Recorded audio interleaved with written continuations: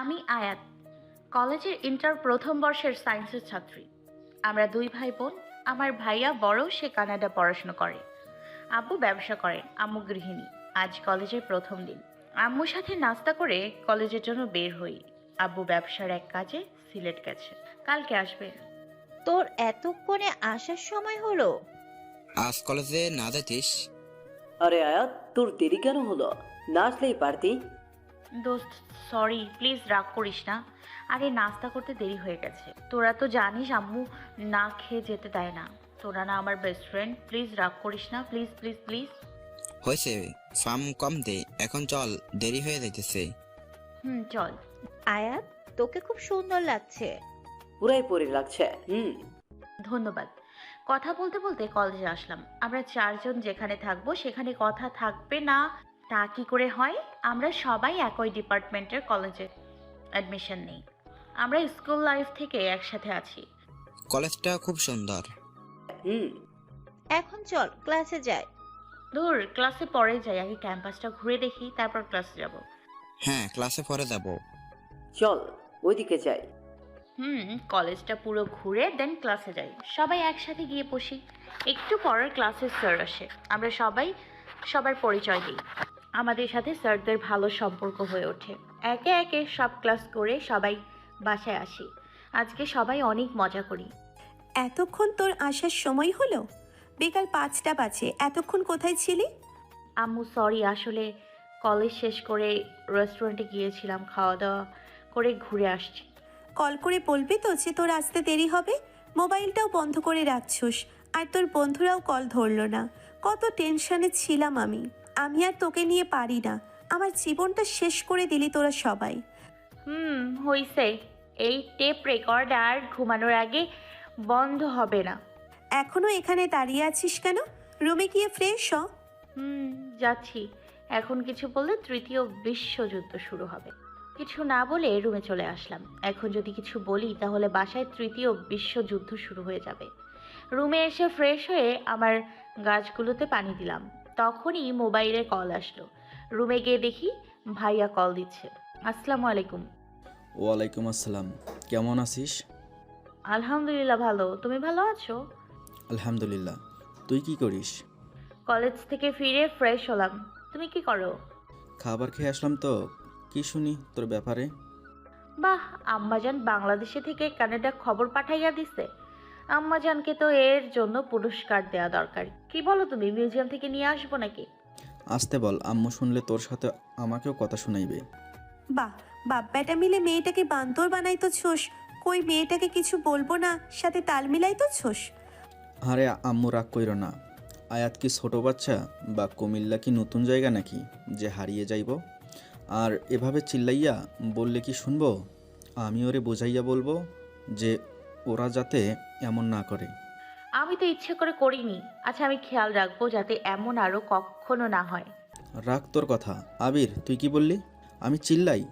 বাহ, বাপ মেয়ে বেটা সবার এক কথা।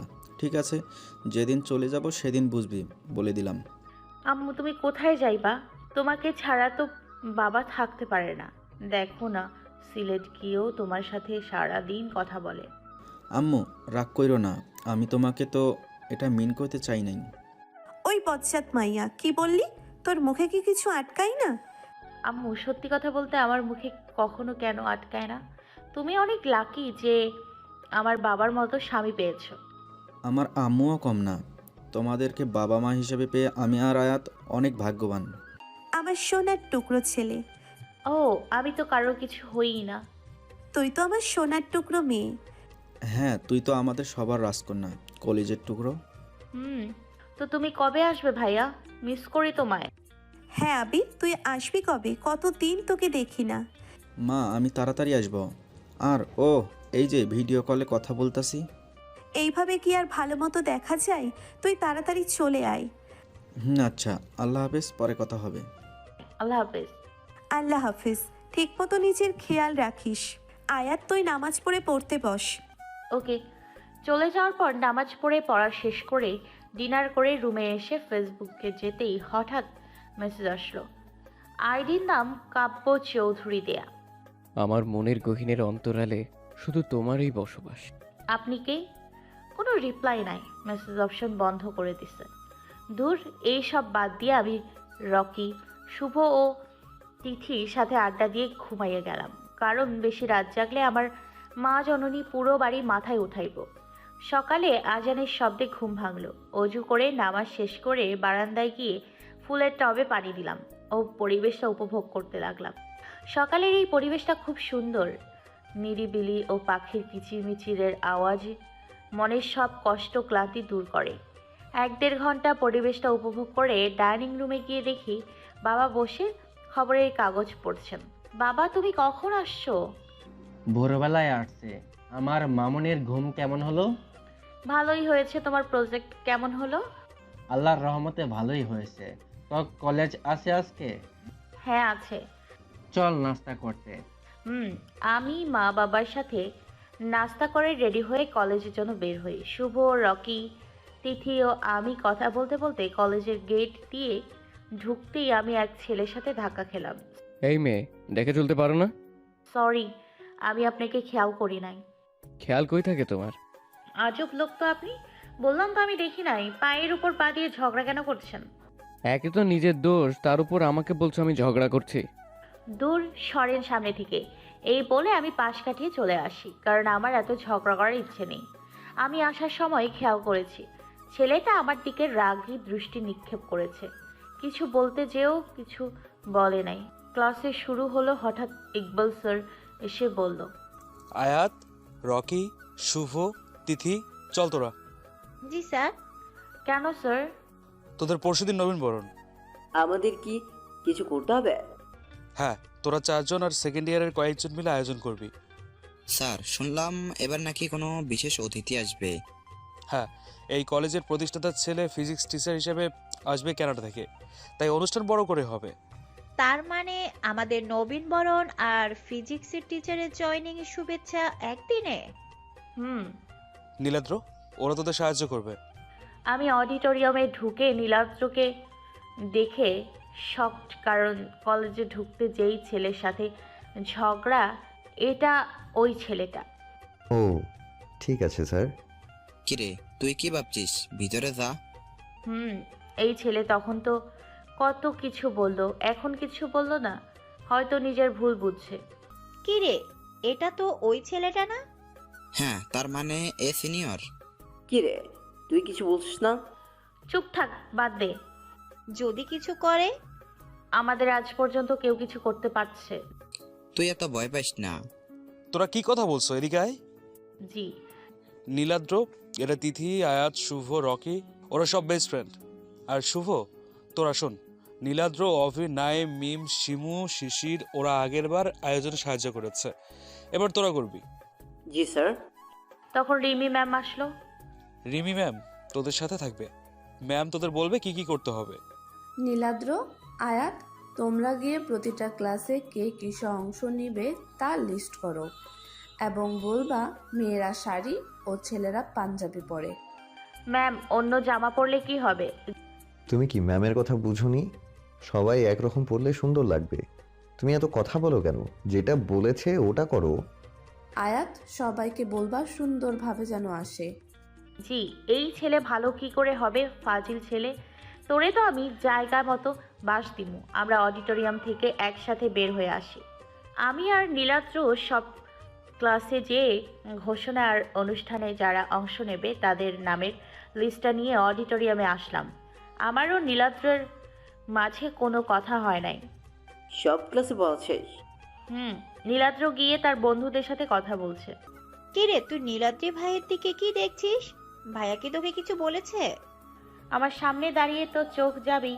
ওই ছেলে আবার কি বলবো? তুই এত ভয় পাস কেন? এ আর নতুন কি, এটা তো ভিতর ডিম। থাক, বাদ দে। আয়াত, তোমরা ওইখানে কি করছো? এখানে আসো। জি চল। এই মেয়ে এখানে এসে কি করবে? আমি এটা শুনে চলে যেতে নিলেই মিম আপু আমাকে টেনে নীলাদ্র ভাইয়ের সামনে নিয়ে বলল, তুই আয়াতের সাথে এভাবে কেন কথা বলছিস? ঝগড়াটে ছেলে। চুপ, বেয়াদব মেয়ে। এই মেয়ের জন্য আমার মোবাইলটা ভেঙেছে, আবার বড় বড় কথা। কি? কখন আপনার মোবাইল ভাঙলাম? এত তাড়াতাড়ি ভুলে গেলে? তখন ধাক্কা দিয়ে আমার ফোনটা ভেঙেছো। ও, আমি দেখি নাই। চোখ কি মাথায় নিয়ে ঘুরো? আপনার চোখ কই থাকে? আমার তো একার দোষ না। তোমার না, সব দোষ তো আমার। এই তোরা চুপ থাক। নীলাদ্র, বাদ দে, যা হইছে। ওর শাস্তি দিয়ে তবেই শান্তি পাবো। আপনার কথা শুনতে বয়ে গেছে। না হলে আমাকে ধাক্কা দেয়া প্লাস আমার মোবাইল নষ্ট করার জন্য তোমার সাথে কি করি, জাস্ট ওয়েট অ্যান্ড সি। মেনে নে দোস্ত, ঝামেলা করার কি দরকার? রাইট তিথি, আমার সাথে তোমরা পুচকেরা পারবে না। বাদ দে না। তোরা কথা বলবি না, একদম চুপ। মেনে নে। হে, একদিনে ঝামেলা শেষ। ওকে কি শাস্তি বলুন?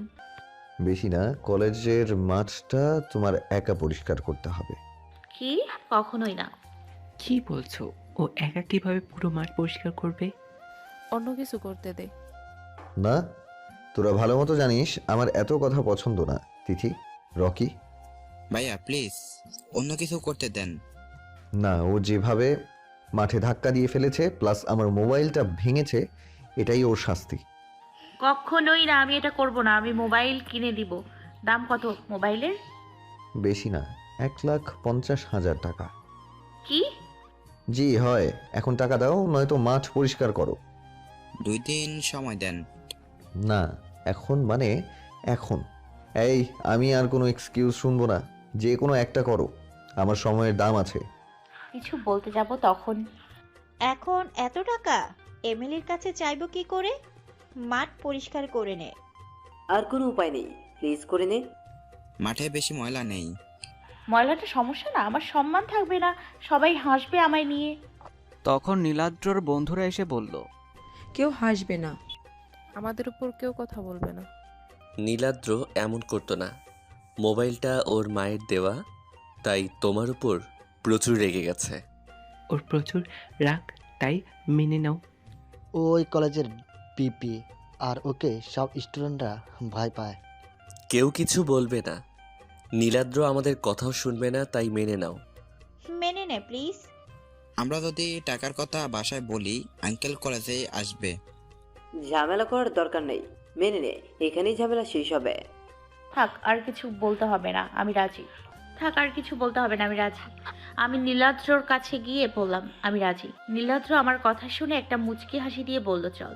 আমরা সবাই নীলাদ্রর পিছন পিছন হাঁটতে শুরু করলাম। নীলাদ্র মাঠে গিয়ে বলল, যাও শুরু করো। হুম। মাঠে কোনো ময়লা যাতে না থাকে, ভালো মতো পরিষ্কার করো। না, শুধু মাঠ কেন, তোকে এই দুনিয়ার থেকে পরিষ্কার করে দিতাম। আমি গিয়ে মাঠের কাগজ ও প্যাকেটগুলো মাঠ থেকে ওঠাতে শুরু করি। মাঠে একটা মানুষও নেই, সবাই ক্লাসরুমে, অল্প কিছু মানুষ আছে। নীলাদ্র, আমার বন্ধু ও নীলাদ্র বন্ধু সবাই বকুল গাছের নিচে বসে আমাকে দেখছে। নীলাদ্র আমাকে দেখে হাসছে, আর কিছু স্টুডেন্টস আমাকে দেখে হাসছে, কেউ কেউ মজাও নিচ্ছে। আমার বন্ধু ও নীলাদ্র এর বন্ধুরা কিছু ওদের বলতে গেলে নীলাদ্র ওদের আটকাচ্ছে। আমি প্রায় 2 ঘন্টা পর মাঠ পরিষ্কার করে নীলাদ্রদের কাছে গেলাম। তখন আমার সাথে কখনো লাগতে এসো না, তবে এর থেকেও খারাপ অবস্থা হবে। আহ, নীলাদ্র বাদ দে তো। ও তোর কথা মতো করছে, তো এইসব বাদ দে। আমি আগেই বলে দিলাম। আয়াত, তুই কি আগে ফ্রেশ হয়ে আয়। তুমি আমার সাথে আসো, আমি তোমাকে হেল্প করছি। আর তোরা অডিটোরিয়ামে যা। আমি ফ্রেশ হয়ে অডিটোরিয়ামে গেলাম। সবাই মিলে কি কি লাগবে আর কে কি করবে সব ঠিক করে রাস্তায় তিথিদের সাথে কথা বলতে বলতে আসলাম বাসায়। কি রে, কলেজে কেমন কাটলো? ভালো। মন খারাপ নাকি? হাসি দিয়ে বললাম, আরে নবীনবরণ কলেজে নতুন শিক্ষকের জন্য অনেক বড় অনুষ্ঠানের দায়িত্ব আমাদের গ্রুপ ও সিনিয়র কয়েকজনের ওপর, তাই অনেক কাজ করছি, তাই এমন লাগছে। বেশি খারাপ লাগছে নাকি? তাড়াতাড়ি গিয়ে গোসল করে আয়, আমি খাবার বাড়ছি। ওকে। আমি গোসল করে জোহরের নামাজ পড়ে খাবার খেয়ে ঘুম দিলাম। আয়াত ওঠ, আজান দিয়ে নামাজ পড়। উঠি। আমি ঘুম থেকে উঠে নামাজ পড়ে নাস্তা করে আম্মুর সাথে আড্ডা দিলাম। তারপর মাগরিবের নামাজ পড়তে বসলাম। আব্বু এসে ফ্রেশ হয়ে আমার সাথে দেখা করে গেল। পড়া শেষ করে নামাজ পড়ে ডিনার করে আব্বু আম্মুর সাথে আড্ডা দিয়ে রুমে এসে লগ ইন করতেই দেখি মেসেজ। তুমি আমার সেই উপন্যাস, যার কোনো শেষ পাতা নেই। মেসেজ অপশন নাই। বুঝি না, কথা বললে ডিরেক্ট, কথা না বলে মেসেজ দিয়ে ব্লক। আজও পাবলিক। কতক্ষণ অনলাইনে থেকে দেন ইউটিউবে মুভি দেখে ঘুমিয়ে গেলাম। ভোরে ফজরের নামাজ পড়ে কোরআন শরীফ তেলাওয়াত করে চা নিয়ে কিছু সময় প্রকৃতি উপভোগ করে আম্মুর সাথে নাস্তা বানাতে হেল্প করে রেডি হয়ে নাস্তা করতে বসলাম। আয়াত, তোকে কলেজের অনুষ্ঠানে সাহায্য করতে চাস? না চাইলে বল, আমি বলে দেব যাতে তোকে এসব করতে না বলে। আম্মু আমি করব, তুমি টেনশন করো না। ওকে, কোনো সমস্যা হলে বলিস। নিচে কোনো পাকনামি করিস না। ওকে।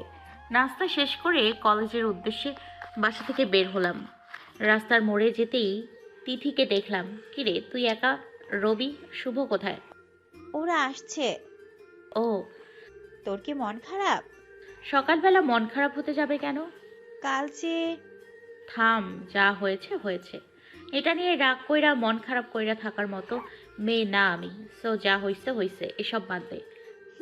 প্যারা নাই, চিল। চল। চল। সবাই বাসায় কইছোস যে আজকে দেরি হবে বাসায় আসতে? মনে নাই। না, কেন? আরে পরশু নবীনবরণ, তো আজকে সবকিছু করার সময় লাগবে। কল করে বলে দিলেই হবে। কলেজে 2টা ক্লাস করে ছুটি দিয়ে দিল। আমি গিটার বাজাচ্ছি, তখন নীলাদ্র অডিটোরিয়ামে ঢুকলো। তুমি এখানে, বাকি সবাই কোথায়? অভি ভাইয়া, মিমাপু, শুভ ওরা ডেকোরেশনের জিনিসপত্র আনতে গেল। শিশির ভাইয়া ও রকি মাইকের লাইন ঠিক আছে কিনা দেখতে। শিমু আপু ও তিথি ফুলের অর্ডার দিতে। তুমি গেলে না কেন? এমনি। গিটার কি এভাবে বাজায় নাকি? আমি বাজাতে পারি নাই, বাজানোর চেষ্টা করছি।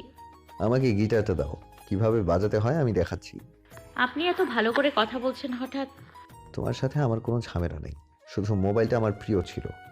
আমি তো সরি বলছি, মানে যে প্রিয় ছিল, কিন্তু আমি তো ইচ্ছা করে করি নাই। মোবাইল পড়ে যাওয়ার পর তুমি মোবাইলটার উপর পা দিয়ে রেখেছিলে, তা দেখে আমি প্রচুর রেগে যাই। তারপরও আমাকে কিছু বলতেও দিলে না। ও সরি, আমি দেখি নাই। কিছু নিয়ে রাগ করলে তা না করা পর্যন্ত আমার রাগ কন্ট্রোল করতে পারি না। ও, তোরা একসাথে কথা বলছিস কিভাবে? কালকেও তো ঝগড়া করছিলি। তাই বলে সব সময় ঝগড়া করব নাকি? ভালোই। সবাই অডিটোরিয়াম চলে এসছে, সবাই হাসছে আমাদের দেখে। তোরা হাসি থামিয়ে ডেকোরেশনের কাজ শুরু কর। আমি ডেকোরেশনের লোকজনদের পুরো কলেজে গেট সাজাতে বলে দিয়েছি। আমরা তো অডিটোরিয়ামটা সাজাবো। শুরু কর। তিথি, শুভ ও রকি আমাকে একপাশে নিয়ে। তুই তো রিবেন্স নিবি বলে, তাহলে? কিরে কেমনে কি?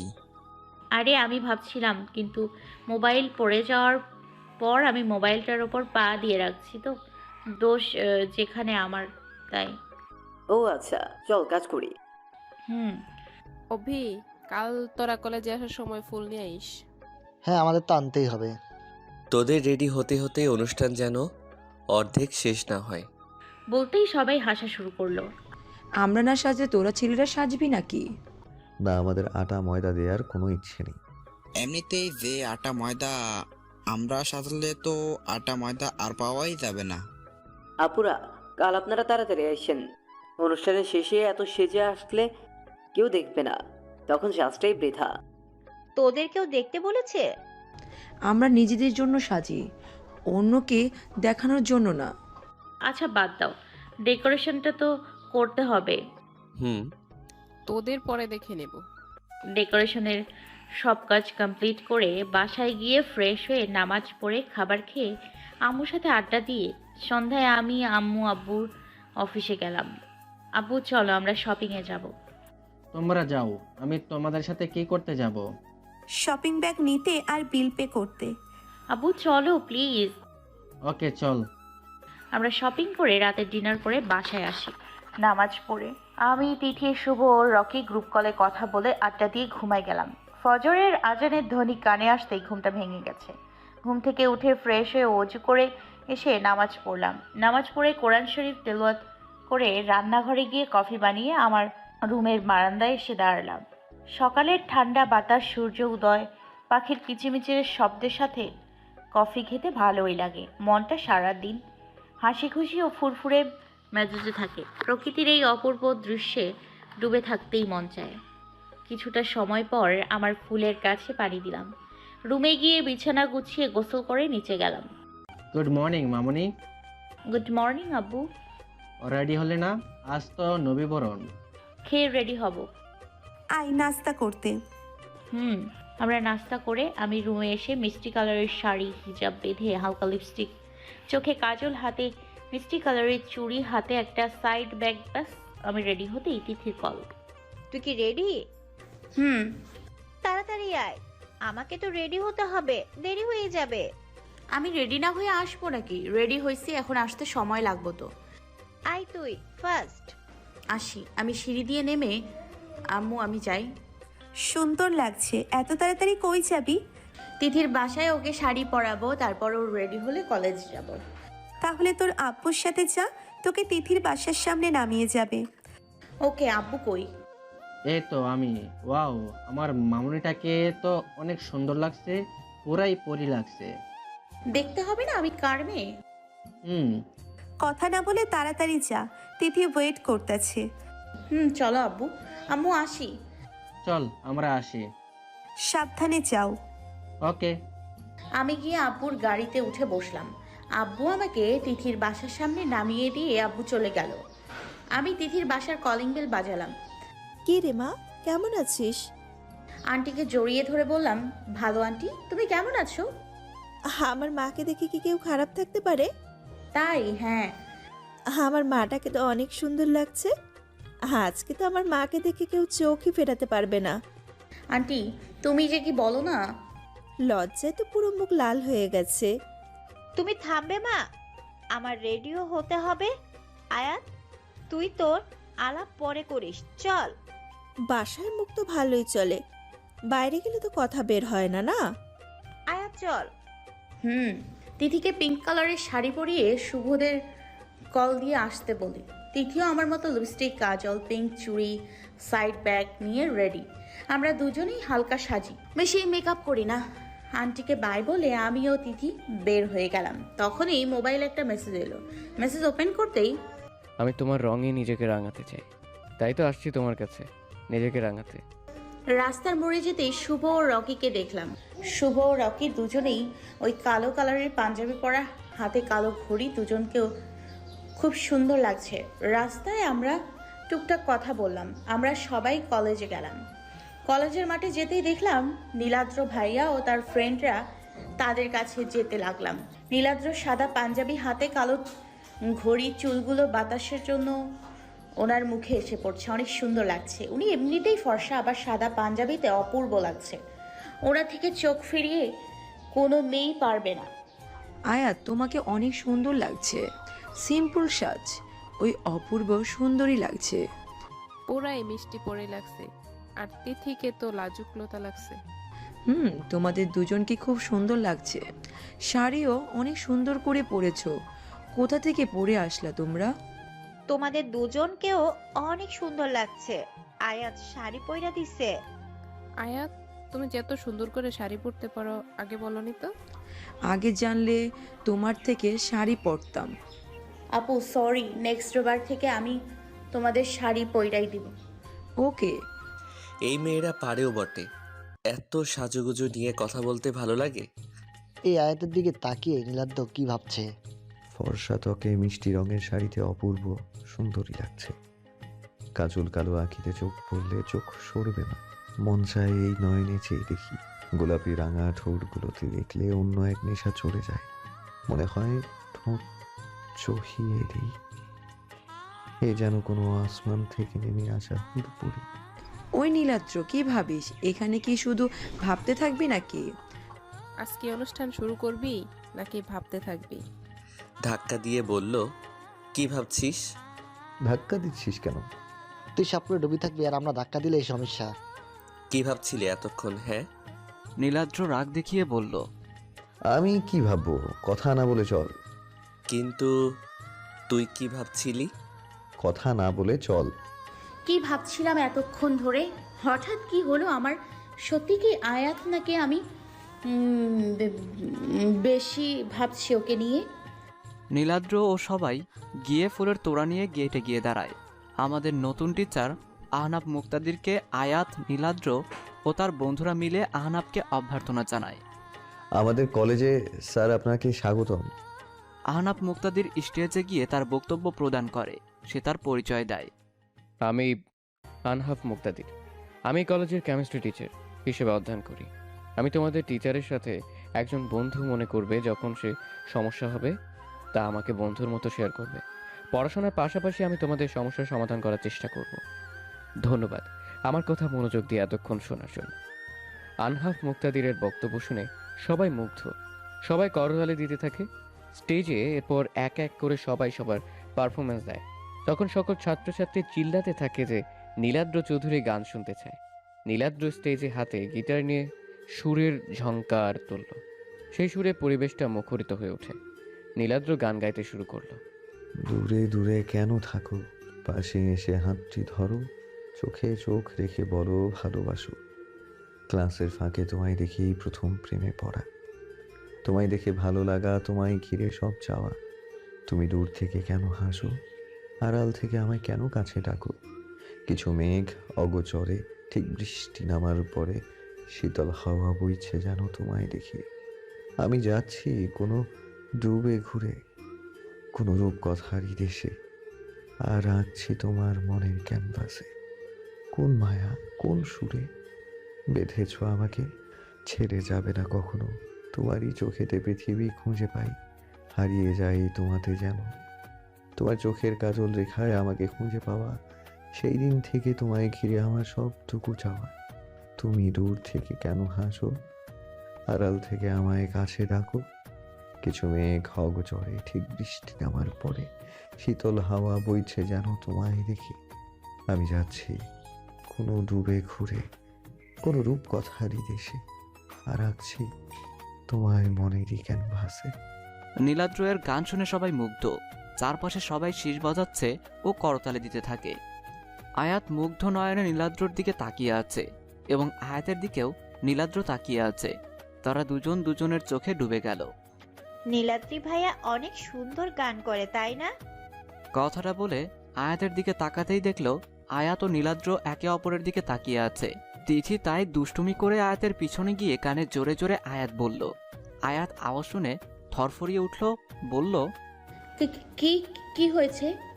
আয়াতকে পিছন থেকে জড়িয়ে ধরে বলল, রিল্যাক্স, কিছু হয় নাই।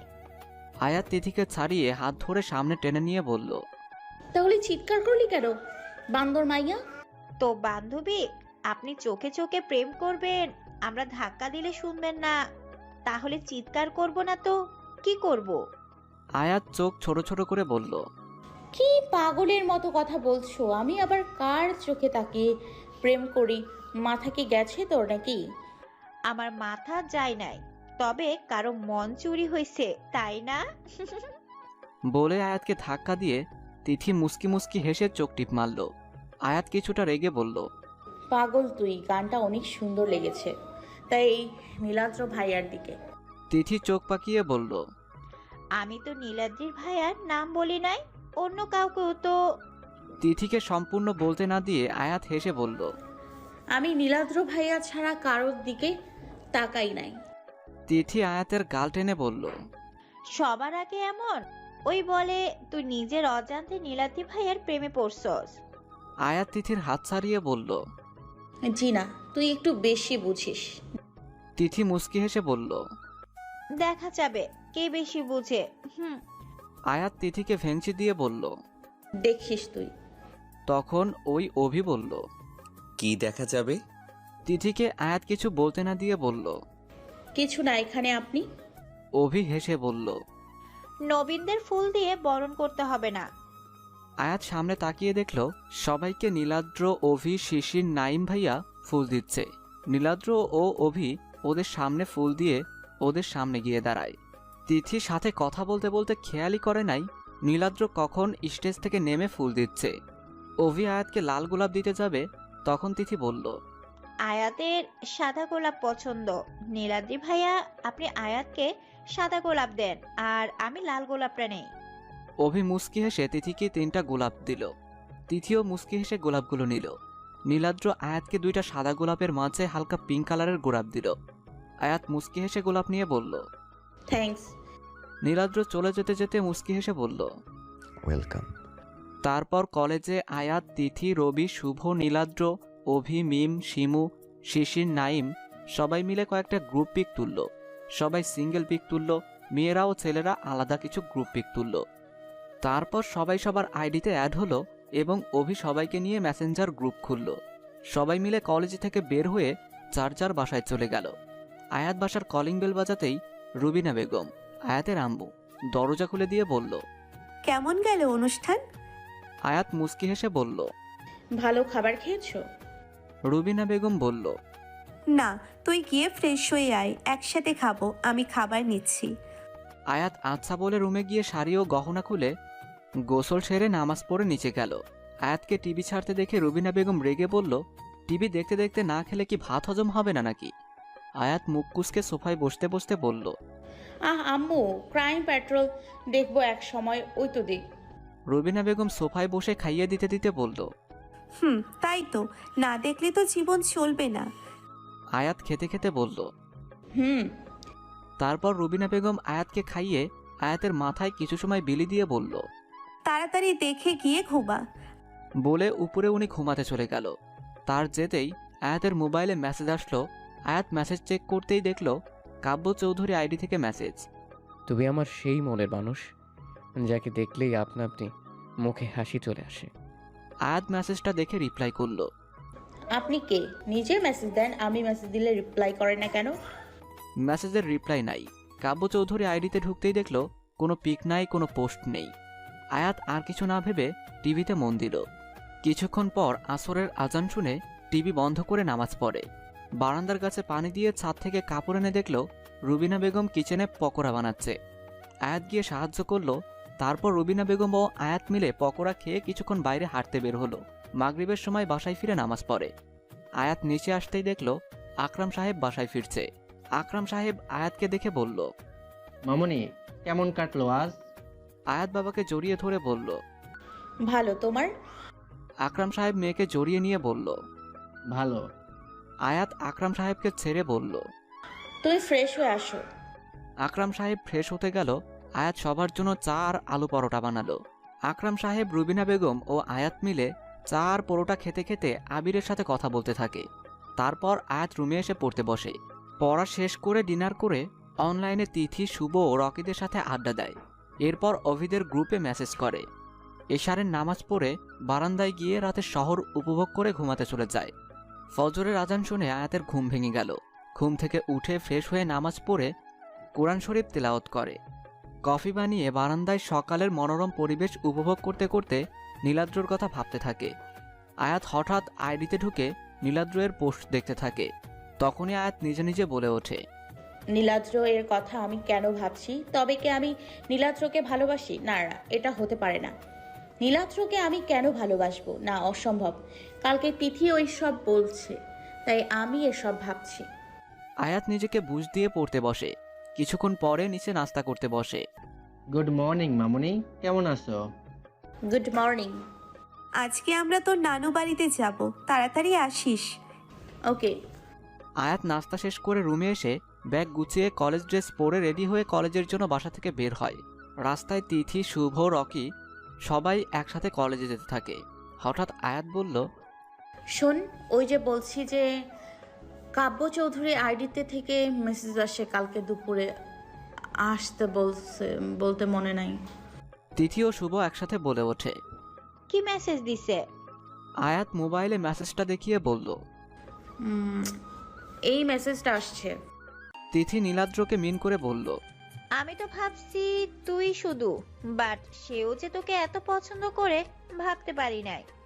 শুভ ও রকি তিথি ও আয়াতের দিকে কিছুক্ষণ তাকিয়ে থেকে ফ্রুকুসকে তারা একসাথে জিজ্ঞেস করলো, সেটা আবার কে? শুভ কিছুটা অবাক হয়ে আবার বলল, আয়াত আবার কাকে পছন্দ করে? কিরে আয়াত, তুই কিছু বললি কেন আমাদের দুজনকে? আয়াত বিরক্ত নিয়ে বলল, তিথি ফাইজলামি করবি না। আরে কারোরে আমি। তিথি আয়াতকে সম্পূর্ণ কথা বলতে না দিয়ে তিথি বলল, আয়াত নীলাদ্র ভাইকে পছন্দ করে। আমি শিওর নীলাদ্র ভাই ওকে মেসেজ দেয়। শুভ ও রকি হাঁটা থামিয়ে অবাক হয়ে আয়াতের দিকে তাকালো। রকি ফ্রুকুসকে বলল, কি কবে থেকে?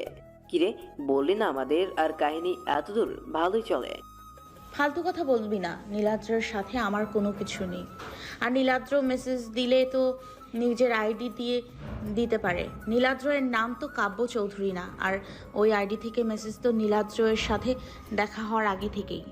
তিথি পাঞ্চ মেরে বলল, নীলাদ্রির ফেক আইডি তো হতে পারে, আর নীলাদ্রির সব প্ল্যান করতেও পারে। শুভ তিথিকে বলল, ফাও কথা বলিস না, নীলাদ্র অন্য কেউ। রকি তিথির সাথে তাল মিলিয়ে বলল, না হতেও পারে, মেসেজ দেখে তো মনে হয় নীলাদ্র আয়াতকে আগে থেকেই পছন্দ করে, তাই এইসব ধাক্কা ঝগড়া সবকিছু ইচ্ছে করে করেছে।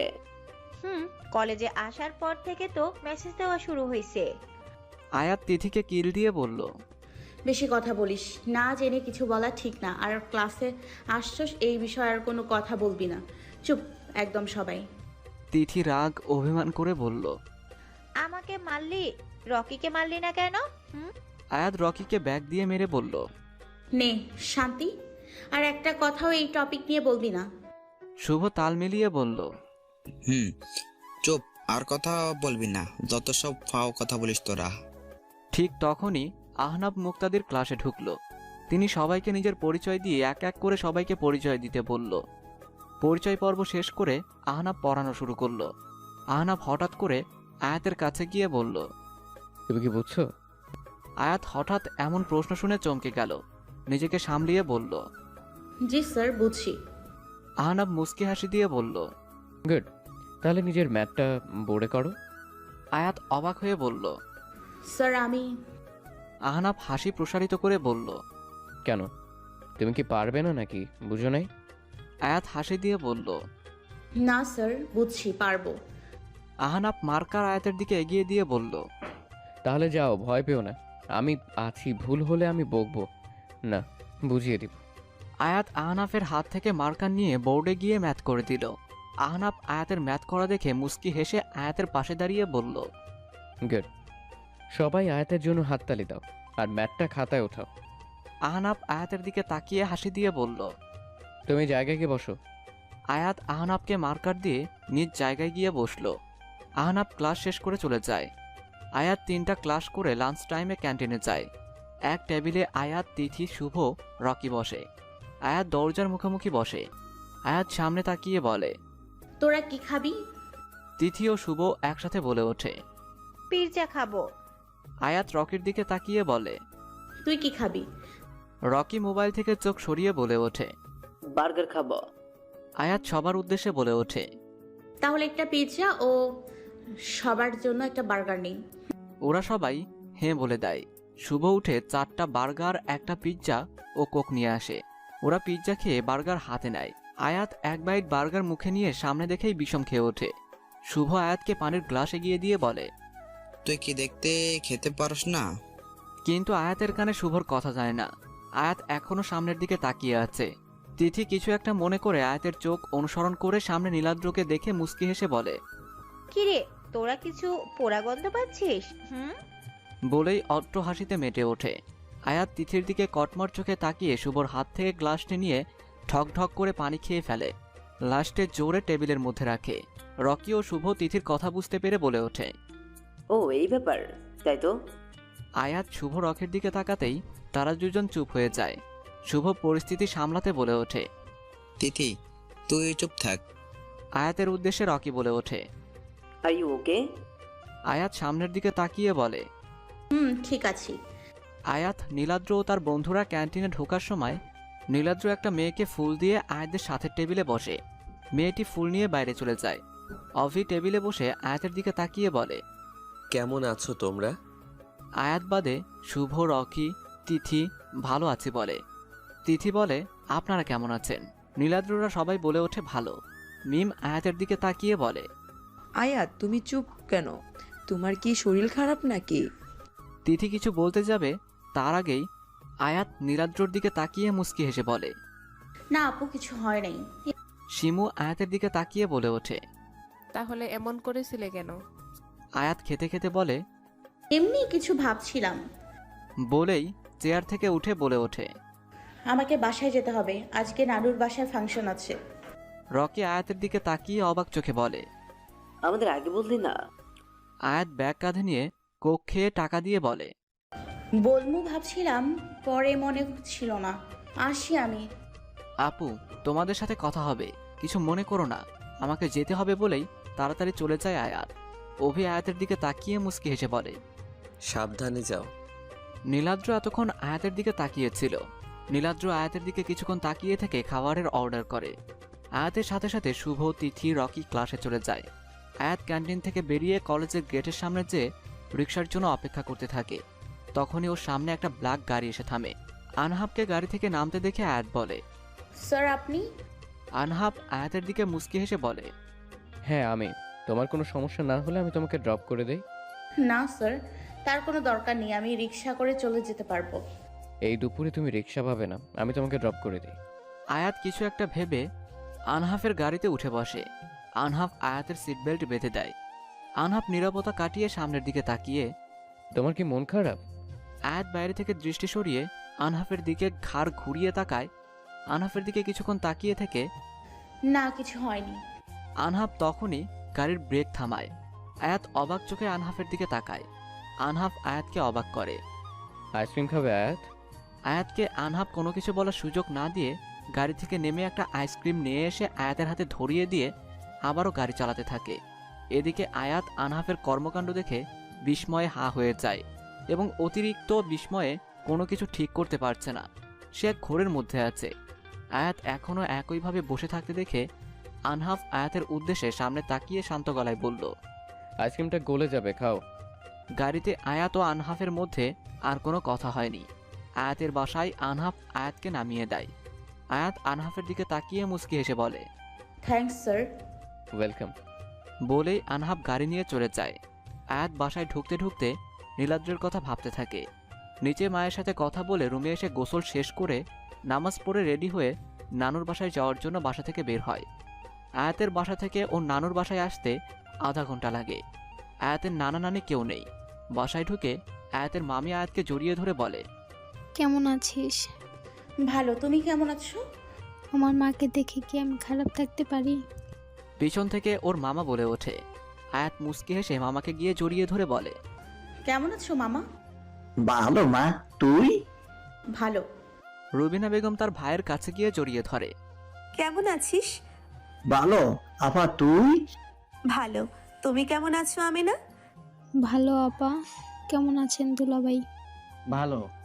তখনই আয়াতের ছোট ছোট দুই মামাতো ভাই বোন আব্দুল এবং হাফসা আয়াতকে জড়িয়ে ধরে। কেমন আছো আপি? ভালো, তোরা? ভালো। আয়াত হাফসা ও আব্দুলের সাথে দুষ্টুমি করতে থাকে। তারপর তারা দুপুরের সময় লাঞ্চ করে। আয়াতরা ওর মামার বাসায় রাতের ডিনার করে বাসায় ফেরে। আয়াত নিজের রুমে আসতেই একটা মেসেজ আবার কাব্য চৌধুরীর আইডি থেকে, ওই দূরে চলো না, নীল আকাশে হারিয়ে যায়, তোমার হাতটি ধরে। মেসেজের অপর প্রান্তের মানুষটি বড্ড খুশি, কেননা তার মনের মানুষ তার খুব কাছে আছে।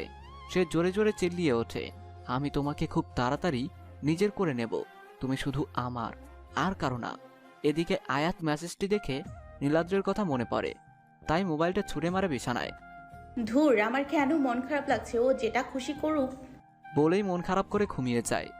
রুবিনা বেগম আয়াতকে উঠতে না দেখে রান্নাঘর থেকে আসে আয়াতের রুমে। তুই এখনো ঘুমাস? ওঠ তাড়াতাড়ি। কয়টা বাজে? হ্যাঁ, কলেজে যাবি না? নামাজ নাই, পড়া নাই, শুধু ঘুরে বেড়াই। এইভাবে দিন চাইবো হ্যাঁ কি রে? আয়াত বিরক্ত নিয়ে ঘুম ঘুম কণ্ঠে বলে, কয়টা বাজে? হ্যাঁ, আমার নামাজ, শুধু ঘ্যান ঘ্যান করো। রুবিনা বেগম রেগে আয়াতের পিঠে থাপ্পড় দেয়। আমি ঘ্যান ঘ্যান করি? আমায় ছাড়া তো আপনাদের কারো চলে না। আবার বড় বড় কথা। 8:30 বাজে, ওঠ। আয়াত টাইম শুনে লাফ দিয়ে ওঠে ঘুম থেকে আর তাড়াতাড়ি কলেজের ড্রেস নিয়ে ওয়াশরুমে যায় রেডি হতে। এদিকে রুবিনা বেগম রান্নাঘরে গিয়ে বলতে থাকে, নামাজ নাই তাই তোর কোনো পড়া নাই, ইন্টারে পড়স, এটা মাথায় নাই। রেজাল্ট খারাপ করলে দেখিস মায়ের খাবি, আর বিয়া দিয়ে দিব।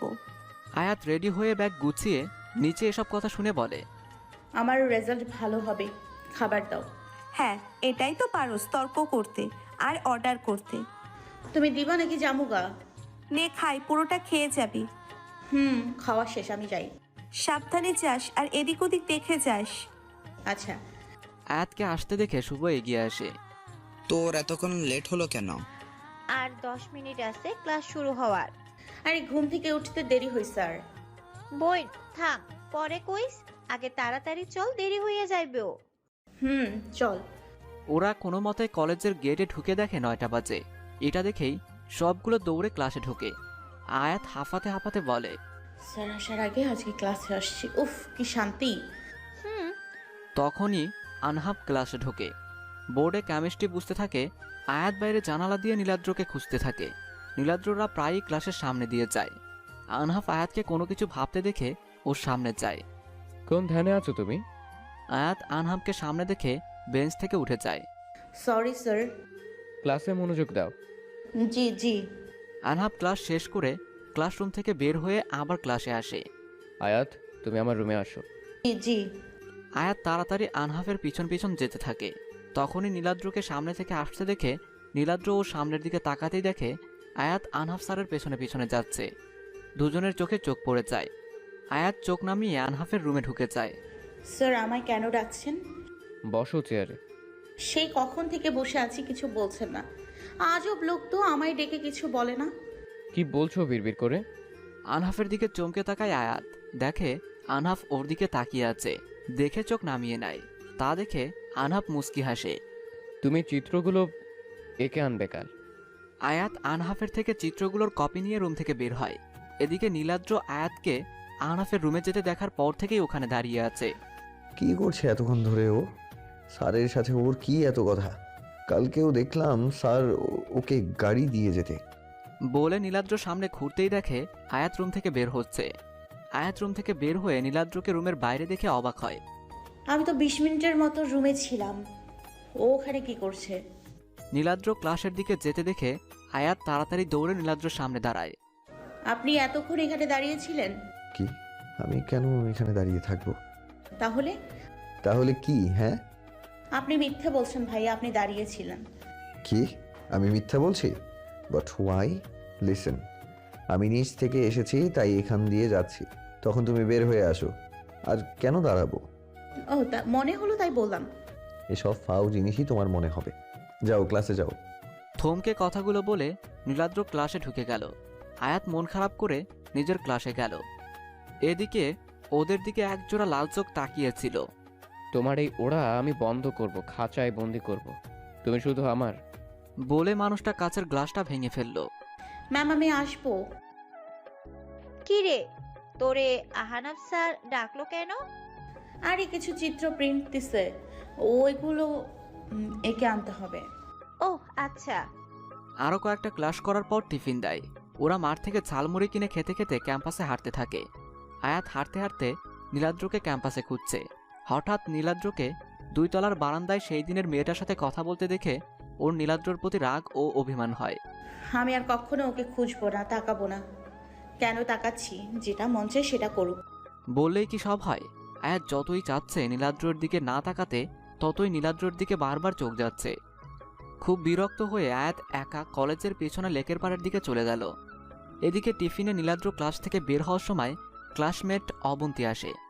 ওর সাথে পড়ার ব্যাপারে কথা বলতে বলতে দেখল আয়াত কলেজের পেছনে লেকের পাড়ে যাচ্ছে। তাই নীলাদ্র অবন্তীর সাথে পরে কথা বলবে বলে নিচে নেমে লেকের ওইদিকে যায়।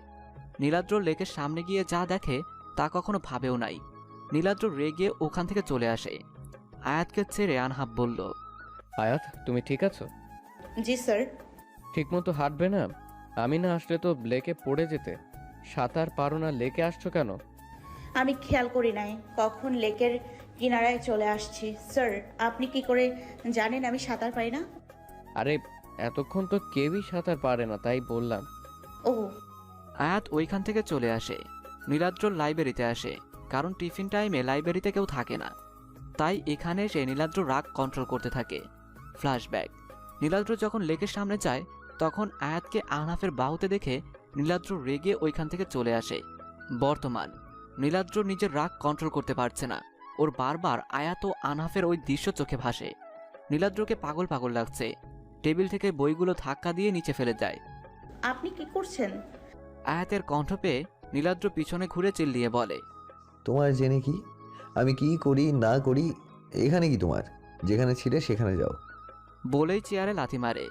লাইব্রেরিতে মানুষ পড়তে আসে, আমি কেন যাব? হ্যাঁ, আর আপনি এভাবে চিল্লাচ্ছেন কেন? ভালোভাবে কথা বলুন। আয়াতের কথা শুনে নীলাদ্রের আরও বেশি রাগ উঠে যায়। নীলাদ্র খুব কষ্টে নিজের রাগ কন্ট্রোল করে। মুখে মুখে তর্ক না করে এখান থেকে যাও, বের হও, গেট আউট। নেভার। আমি কেন যাব? আপনার সমস্যা হলে আপনিই যান। আয়াত, আমি খুব কষ্টে রাগ কন্ট্রোল করে আছি। আমি চাচ্ছি না তোমার সাথে রাগ দেখাতে, সো তুমি আমাকে না রাগিয়ে এখান থেকে যাও। আমি কখন আপনাকে রাগালাম?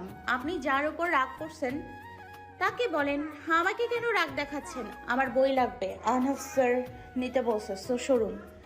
বলেই আয়াত নীলাদ্রের সামনে বুক সেলফের দিকে পা বাড়ায়। নীলাদ্রের আয়াতের মুখে আহনাফ নাম শুনে মেজাজ বিগড়ে যায়। নীলাদ্র আয়াতের হাত চেপে ধরে নিজের কাছে এনে বলে, এটা কলেজ, ভুলো না। এখানে এসব করলে কলেজ থেকে টিসি দিয়ে দেবে। আমি করছি, হ্যাঁ। আর আপনি আমার হাত ধরেছেন কেন? ছাড়ুন আমার হাত। নীলাদ্র কিছু না বলে হাত ছেড়ে আয়াতকে ধাক্কা দিয়ে চলে যায়। আয়াত নিচে পড়ে যায়। আহ, কি সমস্যা এর? তোকে আমি দেখে নিব, আমার উপর রাগ দেখানো। আয়াত নিচ থেকে উঠে কিছু বই নিয়ে ক্লাসে যায়। ক্লাস শেষ করে কলেজ থেকে বের হওয়ার সময় নীলাদ্রকে সামনে দেখে আয়াত নীলাদ্রকে ইগনোর করে রিক্সা নিয়ে চলে যায়। আয়াতের এই ইগনোরের আগুনে ঘি ঢালার মতো হলো। নীলাদ্র আরও রেগে যায়। নীলাদ্র আয়াতকে এখন সামনে পেলে একে সামনে পেলে থাপ্পড় মেরে ঘাড়ামি ঠিক করে দিতাম। বলে বাইক নিয়ে নীলাদ্র বাসায় যায়। বাসায় গিয়ে ফ্রেশ হয়। নীলাদ্রের বাবা নীল চৌধুরী একজন বিখ্যাত লয়ার এবং নীলা সরকার নীলাদ্রের মা ডক্টর। নীলাদ্রের বড় ভাই নিলয় আছে। নিলয় সাইকোলজি নিয়ে পড়া শেষ করে ইন্টার্নশিপ করছে। নীলাদ্র নিচে আয় খেতে। নীলাদ্র রুম থেকে জোরে বলে, আমি খাবো না, তোমরা খেয়ে নাও। নীল দেখ তো নীলাদ্র কেন রেগে আছে, কি হয়েছে? ওকে দেখে মনে হলো রেগে আছে ও। দেখছি আমি, তোমরা খাও। নিলয় উপরের নীলাদ্র রুমে গেল। কিরে আসবো? তোমার আবার পারমিশন লাগে নাকি? হাসো ভাইয়া। না, তুই রেগে আসোস তাই বললাম। আমি কোনো রেগে নেই। আমাকে মিথ্যে বলছিস যে কিরা সাইকোলজি নিয়ে পড়ে? আরে তেমন কিছু না, চলো খাবার খাবো। চল। তারপর দুই ভাই মা বাবার সাথে খাবার খেয়ে নীলাদ্র ঘুমাতে চলে যায়। আয়াত বাসায় ফিরে খাবার খেয়ে ওরা সব ফ্রেন্ডরা মিলে মুভি দেখতে যায়। মুভি দেখে আড্ডা দিয়ে বাসায় সন্ধ্যায় নাস্তা করে রুবিনা বেগমের সাথে কিছুক্ষণ কথা বলে রুমে পড়তে বসে। তখনই ওই আননোন নাম্বার থেকে কল।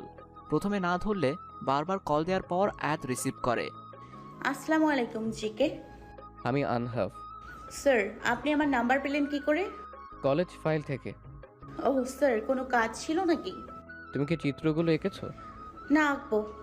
ও ওকে, কাল নিয়ে এসো। ওকে, আসসালামু আলাইকুম। বলে আয়াত কল রেখে দিয়ে চিত্র আঁকতে থাকে। তখনই আবার কাব্য চৌধুরী আইডি থেকে মেসেজ। আমি তোর চোখের দিকে তাকিয়ে তোকে বলতে চাই কতটা ভালোবাসি। তোকে অন্য কারোর সাথে দেখলে আমার নিঃশ্বাস বন্ধ হয়ে আসে। আয়াত মেসেজটা দেখে কিছুক্ষণের জন্য স্তব্ধ হয়ে বসে থাকে। কি রে, তুই পড়া বাদ দিয়া বসে আছিস কেন? হ্যাঁ, কে ও আম্মু? তুমি কখন আসছো? তুই যখন ধ্যানে মগ্ন ছিলিস তখন তা কি নিয়ে তোর ধ্যান? কি বলো তুমি? হ্যাঁ, কেন আসছো? শুন, এইসব ধ্যান বাদ দিয়া মনোযোগ দিয়ে পড় আর খাবার খাবি।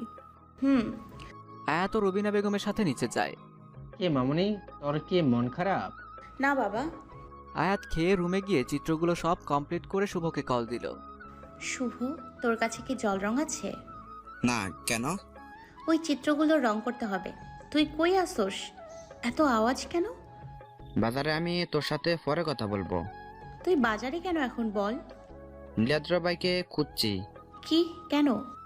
আসলে অভি ভাইয়া কাল সকাল 9টায় কল দিয়েছিল। ফ্ল্যাশব্যাক। হ্যাঁ অভি ভাইয়া বলুন। তুমি এখন কই আছো? আমি তো বাসায়। কেন ভাইয়া? তুমি আর শুভ আসতে পারবা এখন? একটু হেল্প করো। আসতে পারবো আমরা। কি হয়েছে? নীলাদ্রকে পাওয়া যাচ্ছে না। মানে? বর্তমান। আসলে নীলাদ্রকে কলেজে থেকে রেখেছিল, কেন জানি না। আমরা জিজ্ঞেস করেছি বলে নাই, পরে বাসায় গিয়েও রেগেছিল। পরে খাবার খেয়ে রুমে ঘুমায়, বিকেলে বের হয়। বাসায় বলেছে আমাদের সাথে আড্ডা দিবে, কিন্তু ও আসে নাই। আমরাও কল দিছি, বন্ধ মোবাইল। নীলা ভাই আমার একটু আগে কল দিয়ে বলেছে নীলাদ্র ভাই কই, বাসায় আসতে বলো। ও, হয়তো কোনো কাজে আছে, আসবে তাড়াতাড়ি। না, ও 4টায় বের হয়েছে, এখন 9টা, এর উপরে বাজে 5 ঘন্টা, ওর কোনো খবর নাই। কোনো কাজ থাকলে বলতো, আর মোবাইলও বন্ধ, কিছু তো হইতেছে। তোমরা আসো, আমরা খুঁজি। আঙ্কেল পুলিশে কমপ্লেন করেছে, আমরাও খুঁজবো। আচ্ছা আসছি। এখন 11টা বাজে, এখনো পাস নাই? না। কি বলস? কই আছিস? আমি আসতেছি। তুই এসে কি করবি?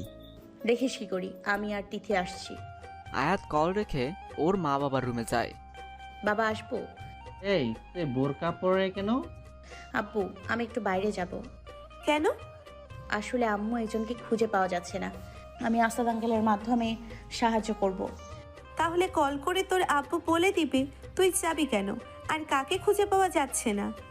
আম্মু আমাদের সিনিয়র ভাই আর শুভ ও রকি আছে, তিথিও যাবে, প্লিজ যাই। কি তুই কোনো ছেলেকে খুঁজতে যাবি? না, ঘরে বস। আম্মু প্লিজ। আব্বু করে লাভ নাই, তোর মা যেটা বলছে সেটাই। আব্বু কিছু বলো। যা, তুই আর সাবধানে যা। তুমি ওকে যেতে দিচ্ছ এত রাতে? চুপ করো, ও যাক, শুভকে বল আসতে। ও আসছে। আয়াত চলে যায়। তুমি কেন যেতে বললে? যদি ওর কিছু হয়? কিছু হবে? শুভ ও রকি আসছে, আর তুমি দেখলে না তোমার মেয়ে কেমন ছটফট করছে, কান্না করছে, মনে হয় তাই যেতে দিলাম। কিন্তু তারপরও কিছু হলে? কিছু হবে না, আসাদকে আমি কল দিচ্ছি ওদের সাথে থাকতে। আয়াত গাড়ি নিয়ে তিথির বাসায় গিয়ে শুনতে পায়, মা যেতে দাও। না, আয়াত আসুক। আমি আসছি আন্টি। আয় মা। না আন্টি, যেতে হবে, আমরা আসছি। সাবধানে যা। আয়াত ও তিথি গাড়ি নিয়ে শুভদের ওখানে যায়। এখানে শুভ, রকি, অভি ভাই, নাইম ভাই, শিশির ভাই, মিম আপু, শিমু আপু, আরও কয়েকটা ছেলে আছে। তোমরা কেন আসছো?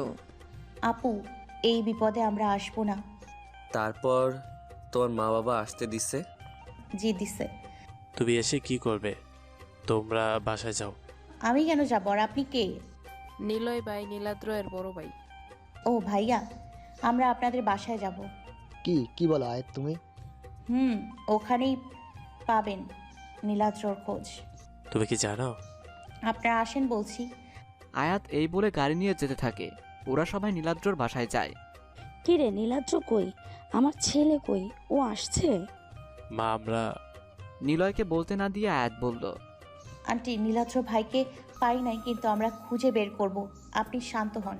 আর ওনার রুমটা কোথায় বলেন। নিলয়, এই মেয়ে কে? আর তোরা এখানে কেন? যা আমার ছেলেকে খুঁজে আন। মা দাঁড়াও, আয়াত কি করে দেখি। ও নীলাদ্র এর জুনিয়র আয়াত, ওপরে নীলাদ্রের রুম। ও আচ্ছা। এই মেয়ে কই যাও? তুই এই মেয়ের কথা শুনস? আমার ছেলেকে না খুঁজে? ওপর চলো সবাই, দেখি কি করে। আয়াত রুমে গিয়ে টেবিল থেকে ল্যাপটপ নিয়ে নিলয় ভাইকে বলল, এটার পাসওয়ার্ড জানেন? হ্যাঁ দেও। আয়াত তুই ল্যাপটপ দিয়ে কি করবি?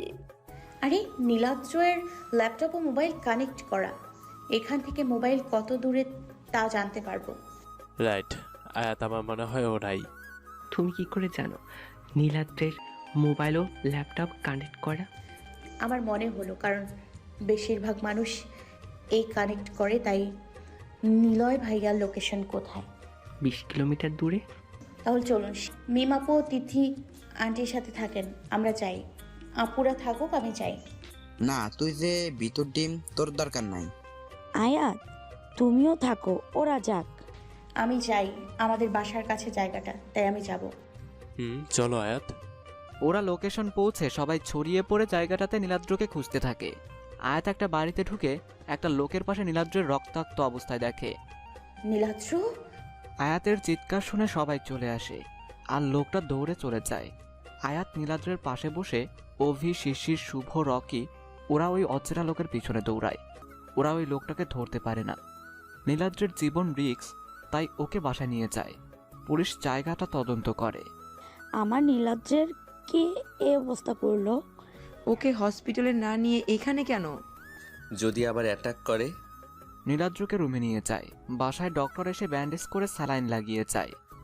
মা, তোমার জন্য আমার ছেলেকে পেলাম, না হলে কি হতো? আমি তো উসিলা, আল্লাহ সব করেছে। আচ্ছা আমরা বাসায় যাই। আচ্ছা, সাবধানে যেও তোমরা। সবাই বের হয়ে আসে। আয়াত, রকি, শুভ ও তিথি একসাথে যায়। আয়াত বাসায় যেতে যেতে নীলাদ্রর কথা ভাবতে থাকে। যখন নীলাদ্রকে রক্তাক্ত অবস্থায় দেখে মনে হয়েছিল যেন শ্বাস বন্ধ হয়ে আসে। আয়াত অনুভূতিহীন হয়ে পড়েছিল, ওর প্রচুর কষ্ট হচ্ছে। আয়াত বাসায় গিয়ে অনেক কান্না করে সারা রাত নামাজ পড়ে নীলাদ্রের জন্য সুস্থতা কামনা করে। সকালে আয়াত মোবাইল ধরে দেখে রাতে কাব্য চৌধুরী আইডি থেকে মেসেজ। আমি তোমাকে মগ্ন হতে পাগল, তুমি অন্যতে মগ্ন হতে ব্যস্ত। আরও একটি মেসেজ। তুমি আমার মানে আমার না হলে অন্য কারণ না, হতেও দিব না আমি অন্য কারণ। আপনি কে? হ্যাঁ, আয়াত মনে মনে ভাবে যে নীলাদ্রের কিছু এই লোক করেনি তো। আয়াত কলেজে যায়। ওখান থেকে নীলাদ্রের বাসায় নীলাদ্রকে দেখতে যাবে। নাস্তা শেষ করে কলেজে চলে আসে। করিডোর দিয়ে যাওয়ার সময় আয়াতকে পেছন থেকে আনহাব ডাকে। আয়াত, কেমন আছো? ভালো স্যার, চিত্রগুলো এঁকেছি। থ্যাঙ্কস। আয়াত ক্লাসে চলে যায়। ক্লাস শেষ করে নীলাদ্রের বাসায় যায়। আন্টি কেমন আছেন? ভালো মা, তোমরা কেমন আছো সবাই? আরে তোমরা আসো। কেমন আছো ভাইয়া? ভালো, চলো নীলাদ্রের রুমে। সবাই নিলয়ের পেছন পেছন নীলাদ্রের রুমে যেতে থাকে। আয়াতের বুক ধুকপুক করছে, যেন এখনই হৃৎপিণ্ড বেরিয়ে আসবে। রুমে গিয়ে নীলাদ্রকে দেখে আয়াতের চোখে পানি চলে আসে। নীলাদ্রের মুখটা শুকিয়ে গেছে। কেমন আছো ভাইয়া? এখন কেমন লাগছে?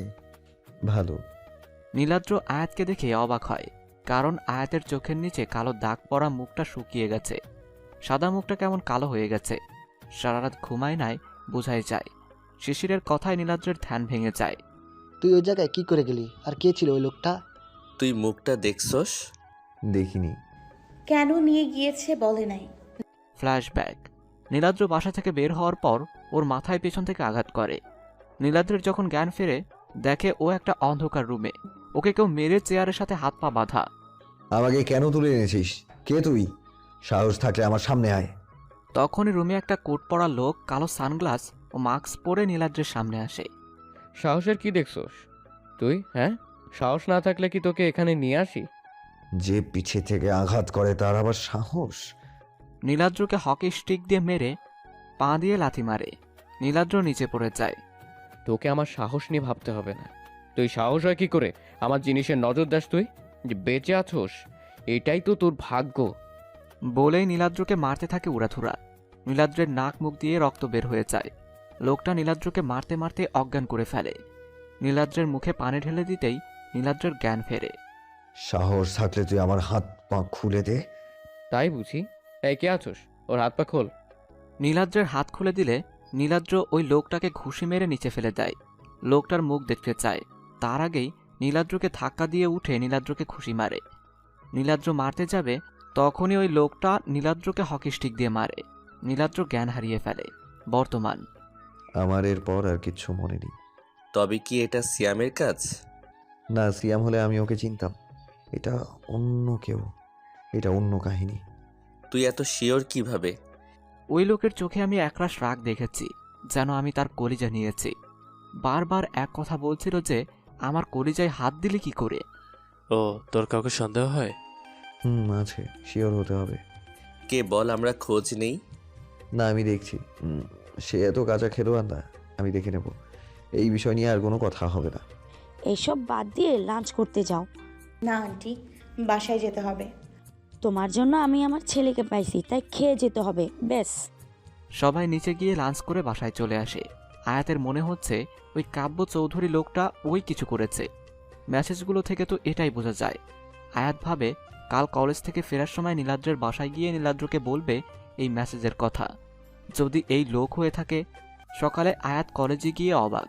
ও রাগ হয় প্রচণ্ড, কারণ নীলাদ্র কলেজে আসছে, হেসে কথা বলছে। প্রথমে খুশি হলেও নীলাদ্র যেই মানুষটার সাথে কথা বলছে তাকে দেখে প্রচুর রাগ হয়। নীলাদ্রের থেকে চোখ সরিয়ে ক্লাসে চলে যায়। আনহাফ এসে ক্লাস শুরু করে। আয়াতের আনহাফকে দেখে কেমন ভিন্ন মনে হচ্ছে, কারণ আনহাফ আয়াতের দিকে কেমন করে তাকিয়ে পড়াচ্ছে। চোখ সরানোর নাম নেই। আনহাফের ক্লাস শেষ হওয়ায় আয়াত স্বস্তির নিঃশ্বাস নেয়, কিন্তু আর হলো না। আনহাফ আবার ক্লাসে ঢুকে আয়াতকে তার কেবিনে আসতে বলে। আয়াতের রাগ উঠে যায়, তারপরও স্যার বলে কিছু বলে নাই, চুপচাপ আনহাফের ক্যাবিনে যায়। আয়াত আনহাফকে মনে মনে বকা দিতে দিতে আনহাফের ক্যাবিনে ঢুকলো। স্যার আমাকে কেন ডেকেছেন? বসো, তুমি বলছি। জি। আয়াত চেয়ার টেনে বসলো। আনহাফ চেয়ার থেকে উঠে আয়াতের পাশের চেয়ারে বসে আয়াতের দিকে তাকালো। আয়াত আনহাফের কর্মকাণ্ডে অবাক। এ যেন অন্য আনহাফকে দেখছে। আয়াত বোঝার চেষ্টা করছে আনহাফ কি করতে চাইছে, বাট বুঝতে পারছে না। আয়াত, আমি তোমাকে বলবো তা, কিন্তু তুমি খারাপ মনে করো না। আসলে এখানে আমার কোনো কিছু করার নেই। সমস্যা নেই স্যার, আপনি বলেন, আমি কিছু মনে করব না। আনহাফ চেয়ার থেকে উঠে বাড়িতে বসে হাতে ফুল নিয়ে, তুমি সেই যাকে দেখলে আমার মুখে হাসি চলে আসে, তুমি সেই যাকে আমি মনের গহীনে এঁকেছি। তুমি কি হবে আমার মনের রাজ্যের রানী? তুমি কি হবে জান্নাতের সঙ্গী? ভালোবাসবে আমায়? আয়াত আনহাফের কথা শুনে আসমান থেকে পড়ল মনে হয়। আয়াত ভাবতে পারেনি যে এমন কিছু হবে ওর সাথে। বুঝতেও পারছে না যে কবে হলো আনহাফের মনে সব। আনহাফের কথায় আয়াতের হুঁশ ফিরল। বলো না ভালোবাসো আমায়, বলো না তুমি শুধু আমার। আমতা আমতা করে বলল, স্যার আপনি উঠে বসুন। না, আগে বলো ভালোবাসো আমায়। আমি আপনাকে ভালোবাসি না। কি? কেন? আমার কোন দিক দিয়ে খারাপ? ভালোবাসা মন থেকে আসে, যা আমার আপনার প্রতি আসে না। কার জন্য আসে তোমার? হ্যাঁ, যে আমাকে পাওয়ার জন্য সব মেয়ে পাগল, সেই আমাকে তোমার ভালো লাগে না? আমার কি নেই? টাকা পয়সা, সৌন্দর্য, এক মন ভালোবাসা সব আছে আমার। আয়াত চেয়ার থেকে উঠে, আপনার জন্য সব মেয়ে পাগল, আমাদের কলেজের মেয়েরাও পাগল, কিন্তু আমি না। ভালোবাসা সৌন্দর্য বা টাকা পয়সা দিয়ে হয় না, মন থেকে আসে, সেটা আমার আপনার প্রতি আসে না। আনহাফ রেগে আয়াতকে দেয়ালের সাথে চেপে ধরে দাঁতে দাঁত চেপে, আর আমি যে তোকে ভালোবাসি তার কোনো দাম নেই। হ্যাঁ, তুই চাস বা না চাস, তুই শুধু আমার। দরকার পড়লে জোর করে তোকে নিজের কাছে রাখবো। আয়াত আনহাফকে নিজের থেকে দূরে সরাতে চাইছে, বাট পারছে না। আয়াত আনহাফকে ধাক্কা দিতে দিতে বলল, জোর করে ভালোবাসা হয় না, দেহ আটকানো যায় কিন্তু মন যায় না। আর আপনি নিজেও আমাকে জোর করে রেখে সুখী হবেন না, ছাড়ুন আমায়। আনহাফ আয়াতকে আরো জোরে চেপে ধরে হাসতে হাসতে বলে, তোমায় আমার কথা ভাবতে হবে না, আর তোমার আমার জন্য আমার একার ভালোবাসাই যথেষ্ট। তোমার আমাকে ভালোবাসতে হবে না, তুমি আমার শুধু, তা তুমি চাও বা না চাও। যাও ক্লাসে। বলেই আয়াতকে ধাক্কা দেয়। আয়াত আনহাফের কাছ থেকে ছাড়া পেয়ে দৌড়ে আনহাফের রুম থেকে বেরিয়ে যায়। নিচে যাওয়ার সময় আয়াত নীলাদ্রের সাথে ধাক্কা খায়। নীলাদ্র ক্লাসে যাওয়ার সময় আয়াতকে কান্না করতে করতে দৌড়ে যেতে দেখে। কি হয়েছে তোমার? হ্যাঁ, কাঁদছো কেন? বলেই আয়াতকে একটা খালি রুমে নিয়ে বেঞ্চে বসিয়ে নীলাদ্র আয়াতের সামনে হাঁটু ভেঙে বসে। কি হয়েছে তোমার? বলো, তুমি কাঁদছো কেন? কিছু না, আমি ক্লাসে যাব। আয়াত, কি হয়েছে? না বললে যেতে দিব না। আয়াত কথা বলে কান্না করতে থাকে। আহনাফ স্যার কি কিছু বলেছে? কি হলো বলো। আপনি কি করে জানেন? কি বলেছে সেটা বলো। আসলে স্যার আমায় পছন্দ করেন। আয়াত যা যা হয়েছে সব নীলাদ্রকে বলে। নীলাদ্র এসব শোনার পর চোখ লাল হয়ে যায়, প্রচুর রেগে যায়। নীলাদ্র উঠে রুম থেকে যাবে। আপনি কোথায় যান? আহনাফকে বলতে যে মেয়েদের সাথে কি ব্যবহার করতে হয়। আয়াত নীলাদ্রর সামনে দাঁড়িয়ে বলে, প্লিজ না, কিছু বলবেন না, আমি বিষয়টা না বাড়াতে চাই না। আহনাফ এত কিছু করার পরও চুপ থাকবে যদি ও যা বলেছে তা করে। এখন না, আবার করলে বলবো, আর কিছু করতে পারবে না। নীলাদ্র আর কিছু না বলে আয়াতকে টিস্যু দিয়ে বলে, চোখ মুছে ক্লাসে যাও। আয়াত ক্লাসে চলে যায়। নীলাদ্র তো নিজের রাগ কন্ট্রোল করতে পারছে না, তাই লাইব্রেরি রুমে চলে যায়। আয়াত ক্লাস শেষ করে বাসায় চলে যায়। খাবার খেয়ে ঘুমিয়ে পড়ে। কলের রিংটোনে আয়াতের ঘুম ভেঙে গেল। আয়াত মোবাইল হাতে নিয়ে দেখল আননোন নাম্বার, তাই কল ধরল না, বাট বারবার কল আসায় কল রিসিভ করে। আসসালামু আলাইকুম। জি, কে? ওয়ালাইকুম আসসালাম ম্যাডাম। কি করো জান? স্যার আপনি? স্যার না, বলো জান। সরি, আপনি কেন কল করছেন? আমি না করলে কে করবে জান? আমি আপনাকে পছন্দ করি না, আপনি কেন আমার বিরক্ত করছেন? তোর কি কথা কান দিয়ে যায় না? তুই আমারে পছন্দ করস বা না করস, তুই শুধু আমার। আপনার ইচ্ছায় সব কিছু হবে না, আমি যা বলবো তাই হবে। আর আপনি ভালোবাসা মানে জানেন না। ভালোবাসা হলো দুজন দুজনের জন্য ফিলিংস থাকা, যেটা আমার আপনার জন্য নেই। তোর ইচ্ছের কথা কে জানতে চায়? তুই চাস বা না চাস, তুই শুধু আমার, এটা তুই তোর মাথায় ঢুকিয়ে নে। জোর করে সব কিছু পাওয়া যায় না। বলে আয়াত কল কেটে দেয়। আয়াত ভাবছে কি হচ্ছে ওর জীবনে। আনহাফ বারবার কল করছে, তাই মোবাইল বন্ধ করে নিচে যায়। রুবিনা বেগমের সাথে আড্ডা দিয়ে নাস্তা করে। সন্ধ্যায় রুমে গিয়ে আয়াত পড়তে বসে। পড়া শেষ করে মোবাইল অন করতেই দেখে 20-30টার মতো কল আনহাফ করেছে। আবার কল আসায় আয়াত বিরক্ত হয়ে কল রিসিভ করে। কি সমস্যা আপনার? বারবার কেন কল দিয়ে বিরক্ত করছেন? হ্যাঁ, এমন করলে আমি বাধ্য হব আইনগত ব্যবস্থা নিতে। আমি আবার কোন সময় বিরক্ত করলাম? সরি, আপনি কে? আমি নীলাদ্র। তোমাকে কি আহনাফ কল দিয়ে বিরক্ত করছে? সরি, আপনি কেন কল করছেন? তুমি আগে বলো, আহনাফ কি কল দিয়েছে? আপনি জেনে কি করবেন? তাছাড়া আমি কেন আপনাকে বলবো? বলতে বলেছি, বলো। আয়াত সবকিছু নীলাদ্রকে বলে। নীলাদ্র তো শুনে ওর মাথায় রক্ত চেপে যায়। এখন যদি ও আনহাফকে পায় তাহলে ওকে মেরে ফেলবে। ও, ডিনার করে ঘুমাও। আয়াত নীলাদ্রের কথা শুনে অবাক হয়ে যায়।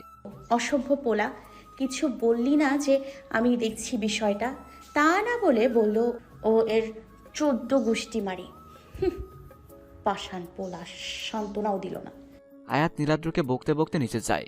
ডিনার করে আব্বু আম্মুর সাথে আড্ডা দিয়ে ঘুমাতে চলে যায়। অন্যদিকে নীলাদ্র অভিকে কল দেয়। শোন, তুই আহনাফের ওপর নজর রাখ, আর ওর ব্যাপারে সব খবর আমায় দিবি। কি রে, কার সাথে কথা বলছিস? নীলাদ্র পিছনে ঘুরে নিলয়কে দেখে হাসি দিয়ে বলল, এই তো অভির সাথে কথা বলি, বসো তুমি। ও, তা তোকে আবার কিছু বলা ছিল। বলো। তুই কি আয়াতকে পছন্দ করিস?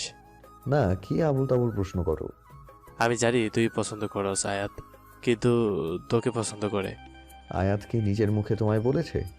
না, বাট ওর ওই দিনে ব্যবহারে বুঝলাম। মানবতার জন্য করছে। আমার জায়গায় অন্য কেউ থাকলে ও এটাই করতো। আয়াতের চোখে তোর জন্য ভালোবাসা দেখেছি। ও, তুইও ভালোবাসিস আমি জানি, শুধু বলবো ভালোবাসলে বলে দে, পরে না হয় দেরি হয়ে যাবে। আচ্ছা, আমি যাই। বলে নিলয় চলে যায়। নীলাদ্র ভাবতে থাকে নিলয়ের বলা কথাগুলো। নীলাদ্র ভাবল আনহাফের কাহিনী শেষ করে আয়াতকে প্রপোজ করবে। নীলাদ্র আয়াতের কথা ভাবতে ভাবতে ঘুমিয়ে পড়ে। নীলাদ্র ও আয়াত কলেজের ক্যান্টিনে দুজনে মুখোমুখি বসে আছে। আয়াত কান্না করছে অনবরত, আর নীলাদ্র চোখ মুখ শক্ত করে বসে আছে। ফ্ল্যাশব্যাক। আয়াত সকালে যখন কলেজে আসে প্রথমেই নীলাদ্রের সাথে দেখা হয়। আয়াত নীলাদ্রের সাথে কথা বলে ক্লাসে যাওয়ার সময় কেউ আয়াতকে টেনে ফাঁকা ক্লাসে নিয়ে যায়। কি করছেন আপনি? ছাড়ুন আমায়। তোর ছেলেদের সাথে এত কিসের ডলাডলি? হ্যাঁ, ফালতু কথা বলবেন না। আপনি আমায় টাচ করছেন কেন? আমি ছুঁয়ে দিলে তোর সমস্যা, নীলাদ্র ছুলে ভালো লাগে? ছি, কতটা নিচু মনের মানুষ। আমি নিচ, তাই দেখ নিচু মানুষ কি করতে পারে। বলেই আয়াতের হিজাবে টান দেয়। আয়াত আনহাফকে জোরে ধাক্কা দেয়। আনহাফ আয়াতের থেকে দূরে সরে যায়। আনহাফ আবার আসতে নিলেই, আপনি একটা খারাপ মানুষ, ক্যারেক্টারলেস মানুষ। তো সাহস হয় কি করে আমাকে থাপ্পড় মারুস? বলেই আনহাফ আয়াতকে 2টা থাপ্পড় মেরে ধাক্কা দিয়ে নিচে ফেলে দেয়। যাওয়ার সময় বলে, তুই এর জন্য ভয়ানক শাস্তি পাবি। বলেই হন হন করে চলে যায়। আয়াতের মাথা কেটে যাওয়ায় ও ওখানেই বসে কান্না করতে থাকে। নীলাদ্র আয়াতের ক্লাসে যাওয়ার সময় কান্নার শব্দ পেয়ে রুমে ঢুকে দেখে আয়াতের মাথা থেকে রক্ত পড়ছে। নীলাদ্র আয়াতের কাছে দৌড়ে গিয়ে বসে ভালো মতো খেয়াল করে দেখে আয়াতের 2 গালে হাতের ছাপ বসানো। এসব দেখে ওর চোখ লাল হয়ে যায়। তারপর ও আয়াতকে ধরে ক্যান্টিনে নিয়ে যায়। ওর মাথা ব্যান্ডেজ করে গালে বরফ দিতে থাকে যাতে ছাপ না থাকে। কিরে আয়াত, তোর কি হয়েছে? কিরে, তোকে কে মেরেছে? ভাইয়া, কি হয়েছে বলুন। ওরা 3 জন আয়াতকে খুঁজতে খুঁজতে ক্যান্টিনে আসে। এসে আয়াতকে এই অবস্থা দেখে ওরা অবাক হয়। আয়াত নিজেই সব খুলে বলে। 2 দিনে হয়েছে। এসব শুনে সবাই রেগে যায়। কি, ওই লোকটার সাহস কি করে হয় তোর সাথে এমন করার? ওই বেটা আমাদের হাতে মরার জন্য এমন করছে। তার সাহস কি করে হয় তোর গায়ে টাচ করার? নীলাদ্র চুপ করে আছে, বাট ওর চোখ মুখ লাল হয়ে আছে। মনে হচ্ছে ভস্ম করে দিবে সবকিছু। নীলাদ্র আয়াতদের ছুটি নিয়ে বাসায় পাঠায়।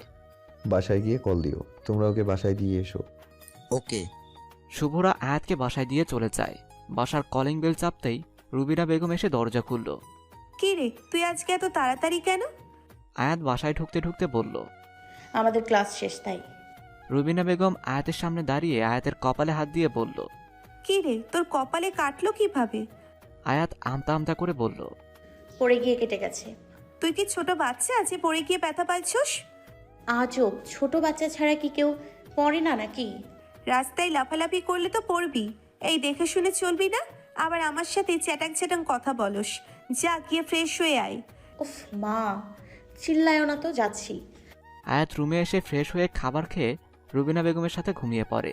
অন্যদিকে নীলাদ্র আয়াতকে বাসায় পাঠিয়ে আনহাফের ক্যাবিনে গেল। কি সমস্যা আপনার? হ্যাঁ, আয়াত তো বলেছে আপনাকে, তবে কেন বিরক্ত করছেন? Just shut up. টিচারের সাথে কিভাবে কথা বলতে হয় জানো না? Get out. Oh really?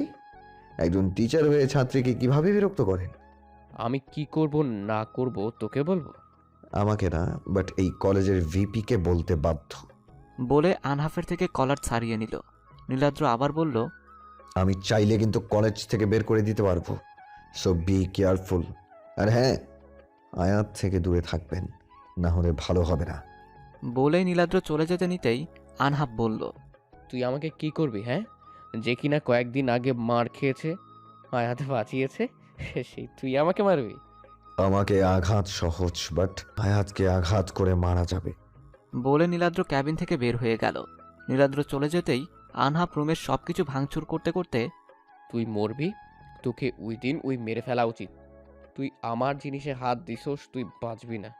আমার চাই মানে চাই, দরকার হলে ছিনিয়ে নিজের করে নিব, আর আমার না হলে কারোর হতে দেব না। সন্ধ্যায় আয়াত, রুবিনা বেগম ও আকরাম সাহেব আড্ডা দিচ্ছে। তখন কলিং বেল বেজে ওঠে। রুবিনা বেগম গিয়ে দরজা খুলতেই আনহাফ ও তার বাবা মা রুমে ঢুকে মুক্তাদির সাহেব আকরাম সাহেবকে বলল, কেমন আছেন আকরাম সাহেব? আরে আপনি বসেন, আমি ভালো আছি। আপনি? ভালোই আছি। এটা কি আপনার ছেলে আনহাব? হ্যাঁ, তা আপনার কাছে আমার কিছু চাওয়ার আছে। কি চাইবেন আপনি বলেন? এদিকে আয়াত আনহাবকে তাদের বাসায় ঢুকতে দেখে অবাক হয়ে গেল। আয়াত বুঝে গেছে আনহাবকে তার পরিবার নিয়ে আসছে। রুবিনা বেগম সবার জন্য নাস্তা নিয়ে আসেন। আয়াত এখানেই বসে আছে। আসলে আমি আয়াত মাকে চাই। আনহাব আমার কলেজের প্রফেসর, পড়া শেষ, এবার তো বিয়ে করাবো। ওর আমাদের আয়াত মাকে পছন্দ। ও এই কথা, কিন্তু এখন তো ওকে বিয়ে দিব না। আক্ত করে রাখেন। আপনি রাজি তো আকরাম সাহেব? আমি তো রাজি হলে হবে না, আমার মেয়েরও রাজি হতে হবে। আঙ্কেল, আপনার অমত না হলে আয়াতেরও অমত হবে না। আয়াত সোফা থেকে দাঁড়িয়ে চিৎকার করে বলল, না, আমি রাজি না, আমার আপনাকে পছন্দ না। মা, তোমাকে এখন না, পরে বিয়ে দিক, থাকুক, আংটি পরিয়ে যাব আমরা। আনহাফের মা শারমিন বেগম, আন্টি, আপনি আমার কথা কি কিছু বোঝেন নাই? আমি আপনার ছেলেকে কখনো বিয়ে করব না। বাবা বলে দাও ওনাদের। কিন্তু মা, তুমি আমার কথাটা। মা শান্ত হ। মুক্তাদির সাহেব, আমি আমার মেয়েকে বিয়ে দেব না। আনহাফ সোফা থেকে উঠে বলে, কেন, আমার কি নাই যে তুই আমাকে বিয়ে করবি না? আপনার মতো নীচ মানুষকে আমি কখনো না, অসম্ভব। আপনি আমার সাথে এত কিছু করে ভাবলেন কি করে আপনাকে আমি বিয়ে করব? আনহাফ থামো, তুমি কেন আনহাফকে পছন্দ করো না? আনহাফ তো তোমাকে ভালোবাসে। আপনার ছেলে আর ভালোবাসা, সে তো ভালোবাসার মানেই বোঝে না। যদি বুঝতো তাহলে আমাকে ফোন দিয়ে বিরক্ত বা আমার গায়ে হাত তুলতো না। আমার না মানে না, তাহলে কেন আমায় জোর করছেন? আয়াত তোর কপালে চোট এই ছেলে দিচ্ছে। হ্যাঁ মা। চলে যান আপনারা আমার বাড়ি থেকে। আমার মেয়ের গায়ে হাত তুলে আবার বিয়ের প্রস্তাব নিয়ে আসছে। তো কি করব? আমার যেটা চাই সেটা চাই, ওইটা না পেলে ছিনিয়ে নিব। আর তোকে ভালো করে বলছি, ভালো লাগে না তোকে তুলে নিয়ে আমি বিয়ে করব। সোফায় লাথি মেরে চিল্লায়া বলে, আহনাফ, মুখ সামলে আমার মেয়েকে আমার সামনে ধমক দিচ্ছ? হ্যাঁ দিচ্ছি। হ্যাঁ আঙ্কেল, আপনাকে বলছি, আপনার মেয়েকে বোঝান, না হলে আপনাদের সম্মান আর থাকবে না। তুমি আমাকে থ্রেট দিচ্ছ? হ্যাঁ, আমি মেয়েকে দেব না। দেখি কি করে বেরিয়ে যাও আমার বাড়ি থেকে। Get out my house. Akram সাহেব, আপনি আমার... না মুক্তাদির সাহেব, আমার মেয়ের কথাই আমার কথা, আপনারা যান, আর আসবেন না কখনো। বিয়ে তো আপনার মেয়েকেই করব, দরকার পড়লে তুলে নিব, আর এই অপমানের শোধ আমি নিব। আসি। বলেই আনহাফ ও তার পরিবারের সবাই আয়াতের বাসা থেকে চলে গেল। মা, তুই আমাকে বললি না কেন এসব ব্যাপারে? বাবা, আমি তোমাদের চিন্তিত করতে চাইনি। শোনো, তুমি চিঠি করে দাও এই ছেলের নামে। হ্যাঁ, আমি ব্যবস্থা করছি মা, তুই কোনো টেনশন করিস না। বাবা আসি তো। আয়াতের মাথায় হাত বুলিয়ে বলেই আয়াত রুমে চলে গেল। রুমে গিয়ে শুভ, রকি, তিথি সবাইকে কনফারেন্স কলে নিয়ে সবাইকে সব খুলে বলল। কি বলিস? ওই ছেলেকে তো পিটাতে হবে। সাহস একটু বেশি ওই। আয়াত, তোকে মেসেজগুলো হয়তো এই আনাপ এই করেছে। হ্যাঁ, আমার মনে হয় নীলাদ্রকে আহনাফি মারছে। হ্যাঁ, নীলাদ্রি ভাইয়া যে কিছু লুকিয়েছে সবার থেকে বোঝা যায়। আয়াত শুভদের সাথে কথা বলে রাতে ডিনার করে ঘুমিয়ে পড়ে। সকালে কলেজে যাওয়ার পর আয়াতরা ও কয়েকজন ক্লাসমেট সবাই মিলে মাঠে আড্ডা দিচ্ছিল। চল আমরা ট্রুথ আর ডিয়ার খেলি। বোতল ঘোরা। শুভ বোতল ঘোরাতেই আয়াতের সামনে থামতেই সবাই চিল্লিয়ে উঠল। তুত নাকি ডেয়ার? ডিয়ার। আয়াত, তুই মিমিকে নকল করে দেখা। না না, ট্রুথ, ভুলে বলছি। ওকে, করছি, কেউ কিন্তু হাসবি না। বলেই আয়াত দাঁড়িয়ে ওদের থেকে কিছুটা দূরে গিয়ে আবার ওদের কাছে হেঁটে আসে, ওদের দিকে হাত দেখিয়ে, হে গাইস, তোমরা জানো বাপি আমার জন্য দুবাই থেকে এই ব্যাগ এনেছে। কি সুন্দর এই ব্যাগটা, হবেই তো এর প্রাইস 1 লাখ। আয়াতের মিমিক্রি দেখে সবাই হাসতে হাসতে শেষ। আয়াতের এক ফ্রেন্ড বলল, দোস্ত, পুরাটাই দিছোস? মিমি যেমন ঢং করে কথা বলে তুই ঠিক তেমনই করছস। আয়াত মাটিতে বসতে বসতে, হ্যাঁ, এই কথা যদি মিমি জানে তাহলে শেষ। ও এমন ঢং করে কথা বলে কেন? আমরা তো করবই। তখনই একটা মেয়ে এসে বলল, আয়াত, কে এখানে? আমি কেন? তোমাকে প্রিন্সিপাল স্যার ডাকছে। কেন? জানি না, দ্রুত যেতে বলছি। ও আচ্ছা, আমি যাই, তোরা ক্লাসে যা। স্যার, আপনি আমায় ডেকেছিলেন? বলেই আয়াত সামনে তাকিয়ে অবাক, কারণ প্রিন্সিপাল রুমে নেই, আনহাফ ছিল রুমে। আয়াত আনহাফকে দেখে চলে যেতে নিলেই আনহাফ এসেই আয়াতকে ধরে দরজা বন্ধ করে দেয়। আপনি দরজা কেন বন্ধ করছেন? আপনি কেন বিরক্ত করছেন? তুমি আমার কথা শুনো, আমি তোমাকে ছাড়া বাঁচবো না। আমি তোমাকে বড্ড ভালোবাসি, প্লিজ আমাকে আপন করো, আমি তোমাকে কখনো কষ্ট দিব না। আয়াতকে বুকে জড়িয়ে ধরে বলে। আয়াত আনহাফকে ধাক্কা মেরে নিজের থেকে সরিয়ে থাপ্পড় মারে। আপনার সাহস কি করে হয় আমাকে জড়িয়ে ধরার? হ্যাঁ, আমি কতবার বললাম আমি আপনাকে ভালোবাসি না। আপনি ভালোবাসলে কি হবে? আমাকে ভালোবাসতে হবে। আমি আপনাকে কখনো ভালোবাসবো না, বুঝেছেন? আয়াত দরজা খুলে চলে যায়। আনহাফের চোখ প্রচন্ড লাল হয়ে আছে, যেন কোনো আগুনের ফুলকি। তুই শুধু আমার, তোকে ভালো করে বলছি, ভালো লাগে নাই, এবার আমার খারাপ রূপটা দেখবি।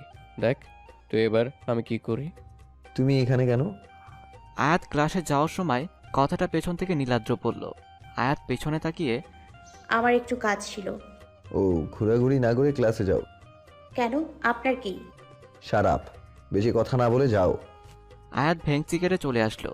এই নীলাদ্রকে দেখলে আয়াতের যতই মন খারাপ হোক না কেন, কেন যেন হাসি চলে আসে। কেমন এক অদ্ভুত ফিলিংস ও লজ্জা করে, আবার ভালো লাগে। আয়াত বুঝতে পারে না এটা কেমন ফিলিংস। আয়াত মনের অজান্তেই নীলাদ্রকে ভালোবেসে ফেলেছে, তা বুঝতে পারে না। আয়াত ক্লাসে চলে আসে। পাগল মেয়ে, আমাকে সবসময় লুকিয়ে লুকিয়ে দেখে, আবার সামনে আসলে লজ্জা পায়। কথায় নীলাদ্র বলেই হাসতে হাসতে ক্লাসে চলে গেল। আনহাফ আয়াতদের ক্লাসে এসে পড়া নেওয়ার বাহানায় আয়াতের কাছে যায়। এই, তুমি বলো পড়াটা। জি। আয়াত পড়া বলার সময় আনহাফ আয়াতের কানে কানে, তুমি যখন জানলে না, এবার জোর করে আমি নিব, জাস্ট ওয়েট অ্যান্ড সি। বলেই আয়াতকে বসতে বলে ক্লাস করিয়ে চলে যায় আনহাফ। চলে যেতেই শুভ জিজ্ঞেস করলো, কি বললো? কিছু না। কলেজ ছুটির পর ওরা চারজন ফুচকা খেয়ে আয়াত ও তিথি, শুভ ও রকি একসাথে চলে গেল। আয়াত তিথিকে বিদায় দিয়ে বাসার গেটে ঢুকবে, তখন একটা কালো গাড়ি এসে আয়াতের সামনে ব্রেক করলো।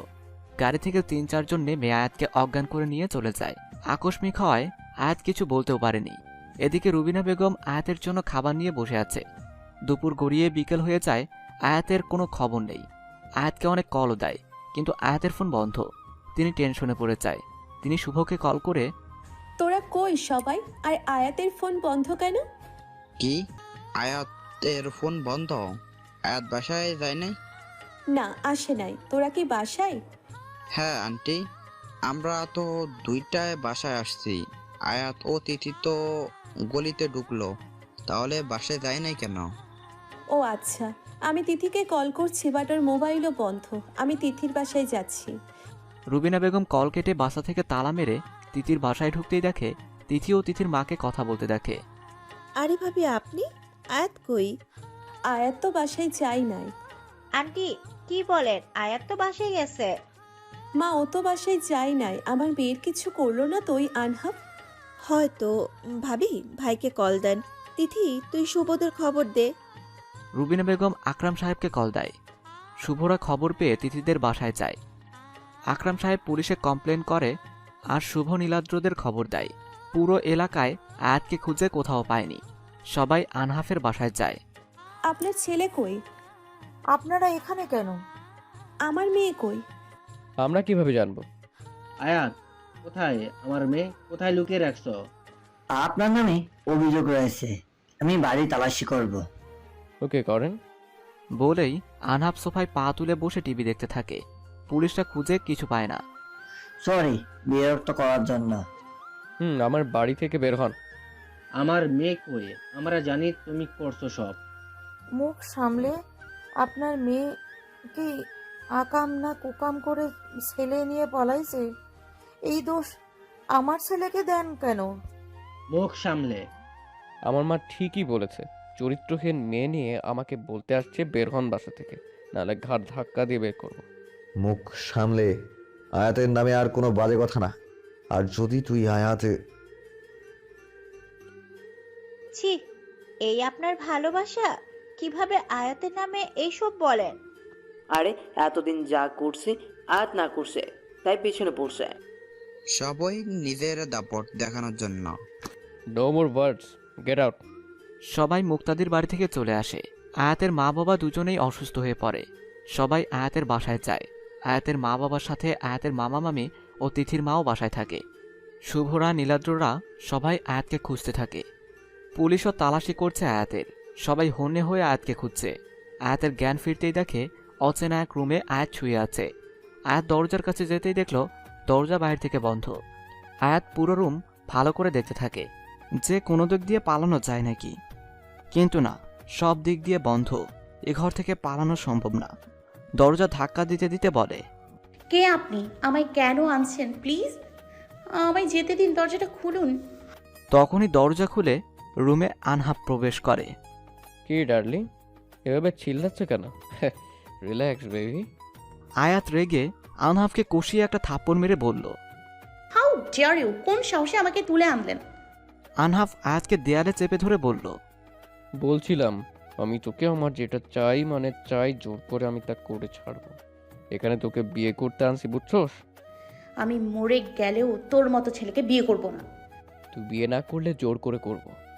বলেই আনহাফ আয়াতকে ধাক্কা দিয়ে বিছানায় ফেলে দরজা আটকে চলে যায়। আয়াত রুমে চুপচাপ বসে কিছু ভাবতে থাকে। তখনই কতগুলো মেয়ে রুমে ঢুকলো। আয়াত দেখে বুঝতে পারে যে আয়াতকে সাজাতে এসেছে। আয়াত চুপ করে বিয়ের সাজে সেজে নেয়। আয়াতকে দেখতে পুরোই অপসরা লাগছে। মেয়েগুলো নিচে যেতেই আনহাফ রুমে ঢোকে। কি ব্যাপার, এত খুশি কেন? তখন তো বিয়ে করতে চাইছিলে না? আমার বিয়ে নিয়ে অনেক স্বপ্ন, তাই আজকের দিনে মন খারাপ করতে চাই না।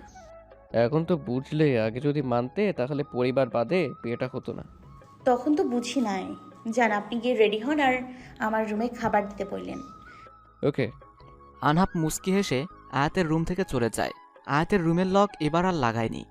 আনহাফ রুম থেকে বের হতেই আয়াত বাইরের পরিবেশ দেখল। সবাই সবার কাজ নিয়ে ব্যস্ত। তখনই এক মেয়ে রুমে খাবার নিয়ে আসে। আয়াত মেয়েটাকে নিচ থেকে লবণ আনতে বলে। মেয়েটা যেতেই আয়াত গহনা সব খুলে দরজার পেছনে লুকিয়ে পড়ে। মেয়েটা রুমে আসতেই মেয়েটার পিছনে মাথায় আঘাত করে এবং অজ্ঞান করে মেয়েটার শাড়ি নিচে পড়ে মেয়েটাকে বিয়ের লেহেঙ্গা পরিয়ে মেইন দরজা দিয়ে বের হবে, তখনই পেছন থেকে সার্ভেন্টের ডাক। আমি বাইরে থেকে আসছি কিছু বাজার নিয়ে। সার্ভেন্টটা আয়াতকে চিনতে পারেনি, তাই আয়াত তাড়াতাড়ি বাইরে বের হয়ে রাস্তায় দৌড়াতে থাকে। জায়গাটায় বেশি লোক নাই, কোনো বাড়িও নাই। শহর ছেড়ে গ্রামের শেষে শুনশান জায়গা। আবার কিছু চেনে না, তাই আয়াত দৌড়াতে দৌড়াতে কেউ আছে কিনা দেখতে থাকে, যাতে করে কারো কাছে সাহায্য চাইতে পারে। হঠাৎ আয়াতের সামনে একটা গাড়ি থামে। আয়াত আনহাফ আসছে মনে করে পালাতে যাবে, তখনই ওই নীলাদ্রকে দেখে দৌড়ে নীলাদ্রের কাছে যায়।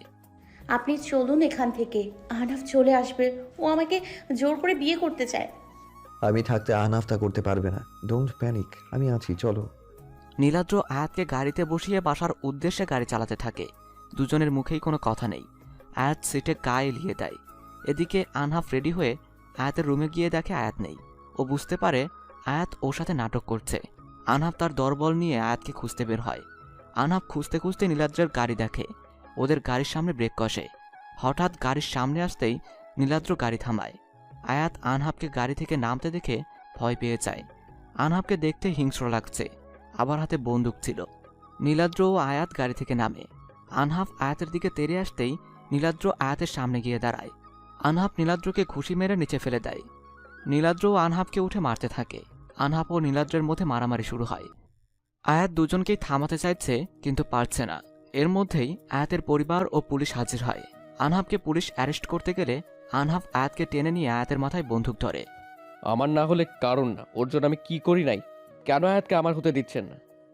আমার মেয়েকে ছাড়ো। গুলি বের হয়ে যাবে আহনাফ। না ইন্সপেক্টর, একদম আমার কাছে আসবেন না, গুলি চালিয়ে দেব। তখনই আনহাফের গুন্ডারা এসে সবাইকে ধরে নিয়ে আনহাফের বাংলোতে নিয়ে যায়। সবার দিকে আনহাফের গুন্ডারা বন্দুক তাক করে রাখে। আনহাফ আয়াতকে বাংলোতে নিয়ে সবার সামনে থাপ্পড় মারে। আয়াত থাপ্পড়ের তাল সামলাতে না পেরে নিচে পড়ে যায়। আনহাফ চিল্লিয়ে বলে, তোর জন্য আমি সব ছাড়ছি, তোকে ভালো মতো আপন করতে চাইছি না, তুই আমাকে খারাপ বানাইলি। কি করছেন আপনি? আমার জন্য আমাকে ভালোবাসলে আমাকে শান্তিতে বাঁচতে দিচ্ছেন কি? আয়াত আবার চিল্লিয়ে বলে ওঠে, আপনি আমার পরিবার ও আমার আপনজনকে বেঁধে রাখছেন, আমার গায়ে হাত তুলছেন, আমার ইচ্ছেকে মেরে ফেলছেন। আনহাফ আয়াতকে ধাক্কা দিয়ে বলল, জানতে চাস আমি কি করছি? হ্যাঁ হ্যাঁ, জানতে চাই। তবে শোন। ফ্ল্যাশব্যাক। আমাকে দিন ফর্ম প্লিজ, তাড়াতাড়ি। কখন থেকে আমি দাঁড়িয়ে আছি, আমাকে না দিয়ে অন্য কাউকে কেন দিচ্ছেন? আয়াত আজ কলেজে ভর্তি হতে আসছে। 30 মিনিট ধরে ফর্ম চাইছে, কিন্তু ওকে দিচ্ছে না। ও ফ্রেন্ডদের সাথে আসছে। আকরাম সাহেব আসলে এতক্ষণে ভর্তি হয়ে যেত, কিন্তু আয়াত আকরাম সাহেবকে বলেছে ও একাই পারবে। কিন্তু এখানে এসে ফেসে গেছে। এক বস্তা বিরক্ত নিয়ে আয়াত দাঁড়িয়ে রইল। অন্যদিকে আয়াতের বিরক্ত মাখা মুখ দূরে দেখে কেউ প্রেমে পড়ে গেছে। আনহাব বাবার কলেজের কিছু কাজ সামলে আসছে। কেবিনে যাওয়ার সময় আনহাব এক মিষ্টি কণ্ঠে থেমে যায়। সামনে চেয়ে দেখে একটা বোরকা পরা কিউট মেয়ে বিরক্ত নিয়ে কথা বলে দাঁড়িয়ে আছে। এক মুহূর্তে আনহাফের মনে হলো কোনো এক ঘোরে আছে। আনহাব সেখান থেকে দাঁড়িয়ে আয়াতকে দেখতে লাগলো। প্রায় 1 ঘন্টা পর আয়াত ফর্ম পেল। আয়াত ফর্ম পূরণ করে আবার কাউন্টারে 30 মিনিটে লাইনে দাঁড়িয়ে থেকে ভর্তি হয়ে বাসায় চলে যায়। আনহাব এতক্ষণ আয়াতের দিকে মুগ্ধ নয়নে তাকিয়েছিল। আনহাব কলেজের কাজ করে বাসায় আসে, কিন্তু কিছুতেই ওই মায়াবী মুখটা ভুলতে পারছে না। কয়েকদিন চলে যায়, তারপরও আনহাব ওই মেয়েটাকে ভুলতে পারেনি। আনহাফের মন শুধু ওই মেয়েটাকেই খুঁজে চলেছে। আনহাব তার লোককে ওই কলেজের সব ফর্ম বের করতে বলে। আনহাব ফর্ম থেকে আয়াতকে খুঁজে বের করে, আয়াতের ব্যাপারে খোঁজ দেয়। আনহাফের ফুফাতো বোনের সাথে বিয়ে ঠিক হয়েছিল, কিন্তু এর মধ্যেই আয়াতের প্রেমে পড়ে যায়, তাই বিয়ে ভেঙে দেয়। আয়াতের সব খবর নিতে থাকে আনহাব। আনহাব কানাডার বিজনেস ছেড়ে বাংলাদেশে চলে আসে। এতে আনহাবের প্রায় 10 কোটি টাকা লস হয়। আনহাব কানাডার 1 নম্বর বিজনেসম্যান। কানাডার বিজনেস তার বন্ধুকে সব বুঝিয়ে দেশে ফেরে, কারণ সে আয়াতকে বিয়ে করতে চায়, সব সময় আয়াতকে দেখতে চায়। তাই আনহাব নিজের বাবার কলেজে টিচার হিসাবে জয়েন করে। আনহাফের বিজনেসই সব ছিল। টিচিং প্রফেশনটা আনহাফের ভালো লাগতো না, শুধুমাত্র আয়াতের জন্য সব করছে। আনহাফ লাইফে অনেক সুন্দর মেয়ে দেখছে, বাট এত ফিলিংস আসে নাই। আনহাফের জন্য মেয়েরা পাগল। আনহাফ দেখতে কোনো নায়কের চেয়ে কম না, কিন্তু তারপরও আনহাফ নিজেকে আয়াতের মতো করে তৈরি করে। বর্তমান তোর জন্য আমি বিলাসবহুল জীবন ছাড়ছি। তোকে কাব্য চৌধুরী আইডি থেকে মেসেজ দিতাম, কারণ তোর পছন্দ বলে সব করছি তোর জন্য। তুই আমাকে না ভালোবেসে অন্য কাউকে ভালোবাসিস। তুই সেটেল হওয়ার পর আমি তোকে বিয়ে করতাম, কিন্তু যা শুরু করছিলি তাই আমি বিয়ের প্রস্তাব দিই, তুই সেটা রিজেক্ট করস। তাই আমি জোর করে এত কিছু করি, আর কি করব? তোর জন্য তোকে যে পাগলের মতো ভালোবাসি। আয়াত সবকিছু শুনে স্তব্ধ হয়ে যায়। ও ভাবতেই পারে নাই যে আনহাফ ওকে এত ভালোবাসে, কিন্তু আয়াতও বা কি করবে? আয়াতও যে নীলাদ্রকে ভালোবাসে। আয়াতকে চুপ থাকতে দেখে আনহাফ বলে, এই নীলাদ্রই পথের কাটাও না থাকলে আয়াত আমার ওর জন্যই সব হয়েছে। বলেই আনহাফ নীলাদ্রের দিকে গুলি ছোড়ে। নীলাদ্র! বলেই আয়াত দৌড়ে গিয়ে নীলাদ্রের সামনে দাঁড়ায়। গুলি আয়াতের বুকে গিয়ে বেঁধে। নীলাদ্র আয়াতকে বুকে জড়িয়ে। আয়াত! সবাই আকস্মিক ঘটনায় অবাক হয়ে যায়। কেউ ভাবতে পারেনি আয়াত নীলাদ্রের সামনে চলে আসবে। সবাই আয়াত বলে চিৎকার করে ওঠে। সবাই আয়াতের দিকে ছুটে আসে, কান্না করতে করতে। মামুনি, তুই কি করলে? আয়াত, মা আমার, চোখ খোল। বলেই রুবিনা বেগম অজ্ঞান হয়ে যায়। আয়াতের মামি রুবিনা বেগমকে ধরে। সবাই আয়াতকে ধরে কান্না করতে থাকে।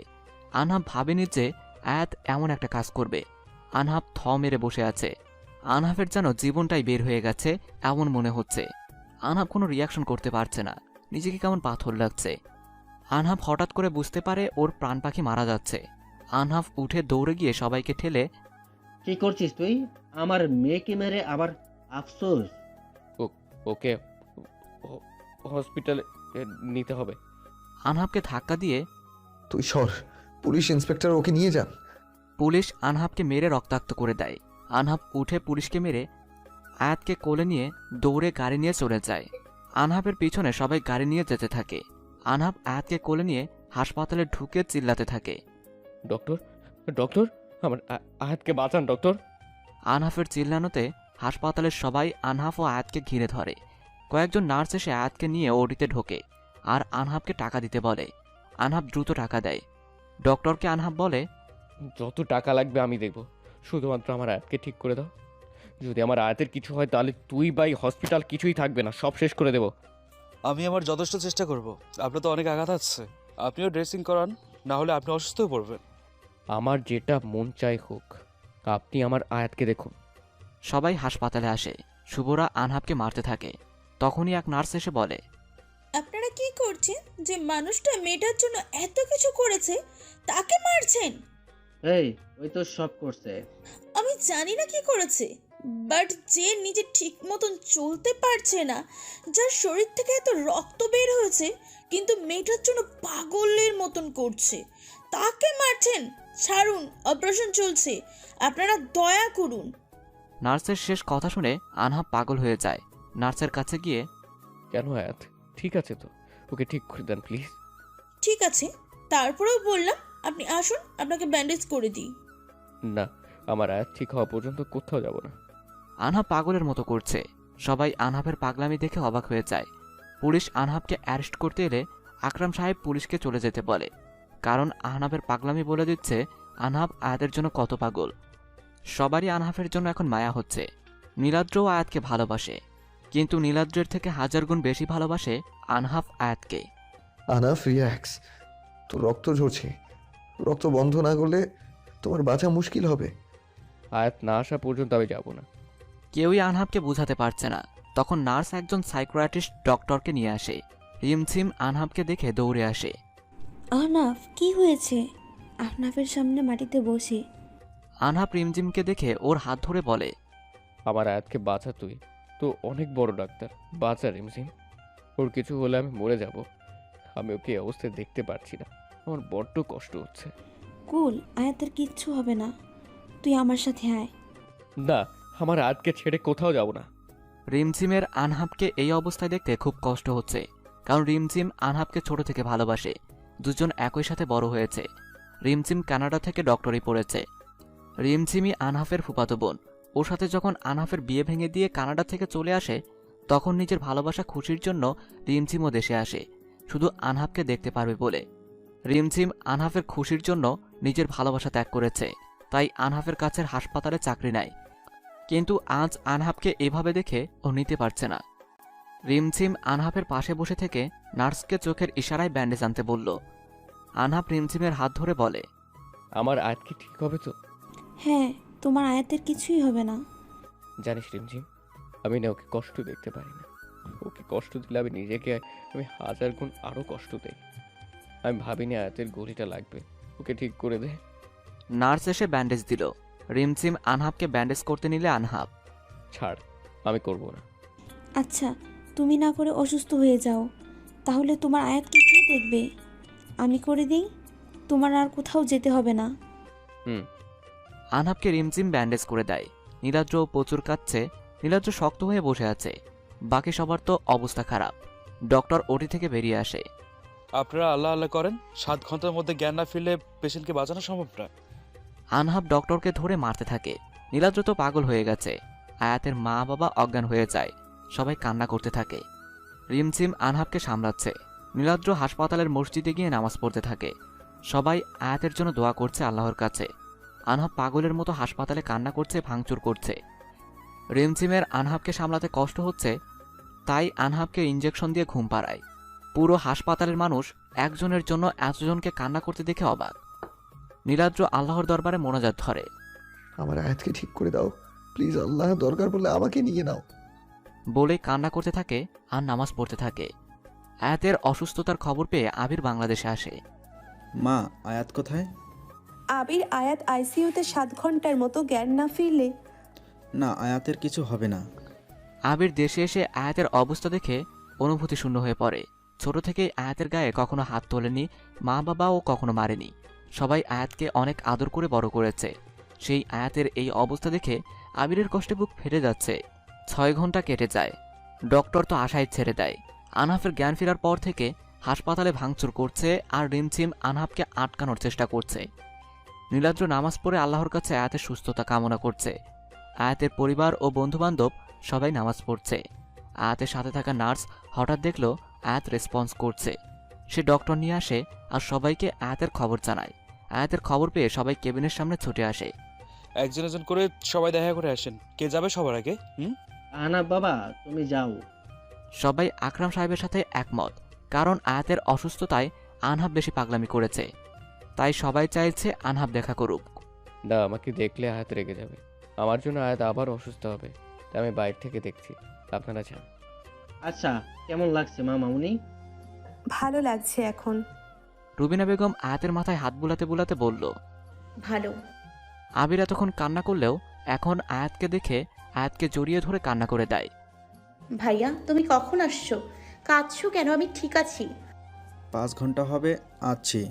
আমি দেশে থাকলে এমন কিছুই হতো না, আমি হতে দিতাম না। আরে না, আমি আমার ভাইকে দেখে সুস্থ হয়েছি। 2 ভাই বোন হেসে ওঠে। দুজন কথার ছুরি খুলে বসে। আবির বের হয়ে আসতেই এক এক করে সবাই দেখা করে বের হয়ে আসে। নীলাদ্র রুমে ঢোকে। কষ্ট হচ্ছে খুব। না। তুমি সামনে আসলে কেন? আমাকে বাঁচাতে এসে আপনাকে মরতে দেই কিভাবে? ও, কিছু কি খেতে মন চাইছে? না। কিছুক্ষণ কথা বলে নীলাদ্র রুম থেকে চলে আসে। 15 দিন আয়াত হাসপাতালে থাকে। নীলাদ্র প্রতিদিন 4 থেকে 5 ঘন্টা আয়াতের সাথে কাটাতো। আয়াতের মা ও মামি আয়াতের সাথে হাসপাতালে থাকে। সবাই আয়াতের সাথে দেখা করত। আনহাব 15 দিন হাসপাতালে ছিল, কিন্তু একদিনও আয়াতের সামনে যায় নাই, সবসময় দূরে থাকত। আনহাফের এই কয়েকদিন আয়াতের থেকে দূরে থাকতে অনেক কষ্ট হয়েছে। আনহাফ এখন বুঝতে পারছে জোর করে ভালোবাসা পাওয়া যায় না। তাই আনহাফ কলেজের চাকরি ছেড়ে বাংলাদেশ ছেড়ে কাল ফ্লাইটে কানাডা চলে যাবে। তাই আজকে কাব্য চৌধুরী আইডি থেকে আয়াতকে মেসেজ দেয়, প্লিজ আমার সাথে কাল দেখা করো শেষবারের জন্য। আয়াত মেসেজ দেখে হা হয়ে যায়, কারণ আয়াতেরও আনহাফের কথা অনেক মনে পড়ে, কিন্তু আনহাফকে আর কখনো দেখে নাই। কোথায় দেখা করব? কলেজের পিছনে কৃষ্ণচূড়া গাছের নিচে এসো। ওকে। আয়াত কলেজে যায়। তিথিদের বলে, আমি আনহাফের সাথে দেখা করে আসছি। আয়াত কলেজের পিছনে চলে যায়। আয়াত বেঞ্চে আনহাফকে বসে থাকতে দেখে। আয়াতের উপস্থিতি বুঝে আনহাফ ঘুরে তাকাতেই আয়াত অবাক হয়ে যায়, কারণ আনহাফের চোখে কালো দাগ, মুখটা কেমন শুকিয়ে গেছে। 17 দিনে আনহাফের অবস্থা কতটা চেঞ্জ হয়ে গেছে। আয়াত আনহাফের পাশে এসে বলল, কেমন আছেন? ভালো, তুমি? ভালো। আপনি আমার সাথে দেখা করতে আসলেন না কেন? আমাকে মিস করছিলে বুঝি? হ্যাঁ, যে আমাকে এত ভালোবাসে সে কেন দেখা করতে আসলো না? ও, জোর করে ভালোবাসা হয় না, তাই আমি দেশ ছেড়ে চলে যাচ্ছি। আমার জন্য কেন? এখানে থাকলে পাগলামি করব, তাই দূরে যাচ্ছি। ভুলতে পারবেন আমায়? না, তবে পাগলামি কমবে। ও। নীলাদ্রকে বলে দাও ভালোবাসো যে। নীলাদ্র তো আমায় ভালোবাসে না। নীলাদ্র তোমায় প্রচণ্ড ভালোবাসে। আপনার মতো বুঝি? না, আমার ভালোবাসা তো একার, কিন্তু তোমরা একে অপরকে ভালোবাসো, তাই আমার ভালোবাসার থেকে তোমাদের ভালোবাসার জোর বেশি। I am sorry. তোমার কোনো দোষ নাই। ভালো থেকো প্রিয়। বলেই আনহাফ চলে যেতে থাকে। কিছুটা দূরে গিয়ে ঘুরে বলে, স্পর্শ নয়, অনুভবেও ভালোবাসা যায়। হোক না দূরত্ব, তাতে কি আসে যায়। বলেই আনহাফ গাড়ি নিয়ে চলে যায়। হয়তো এভাবেই প্রচণ্ডভাবে যাকে ভালোবাসি তার ভালোর জন্য তাকে ছেড়ে দিতে হয়। এভাবেই একতরফা ভালোবাসাগুলো দূরে চলে যায়। আনহাফের সাথে রিমঝিম ও ভালোবাসার টানে কানাডা চলে যায়। আয়াত বাসায় চলে আসে। পরিবার, বন্ধুবান্ধব ও কলেজে ভালোই দিন চলে যায়। প্রায় 7-8 মাস পর আয়াতের বার্থডের দিন আয়াত কলেজে যায়। কলেজে ঢুকে তিথিরা কোথায় যেন যায়, তাই আয়াত ক্লাসের দিকে যায়। ক্লাসরুম ফাঁকা, কেউ নেই। তখনই সবাই চিল্লিয়ে বার্থডে উইশ করে। নীলাদ্র আয়াতের সামনে ফুলের তোড়া নিয়ে হাঁটু ভেঙে বসে। আমি তোমার শেষ বিকেলের আলো হতে চাই, আমি তোমার দুঃখের সাথী হতে চাই। May, I love you, do you love me? সবাই আয়াতকে হ্যাঁ বলতে বলে দেয়। Yes, I love you. বলেই আয়াত নীলাদ্রের থেকে ফুলের তোড়া নিয়ে নেয়। এভাবেই নতুন এক ভালোবাসার অধ্যায় শুরু হয়। এভাবেই কারোর ভালোবাসার প্রাপ্তি ঘটে, আর কেউ দূর থেকে ভালোবেসে যায়।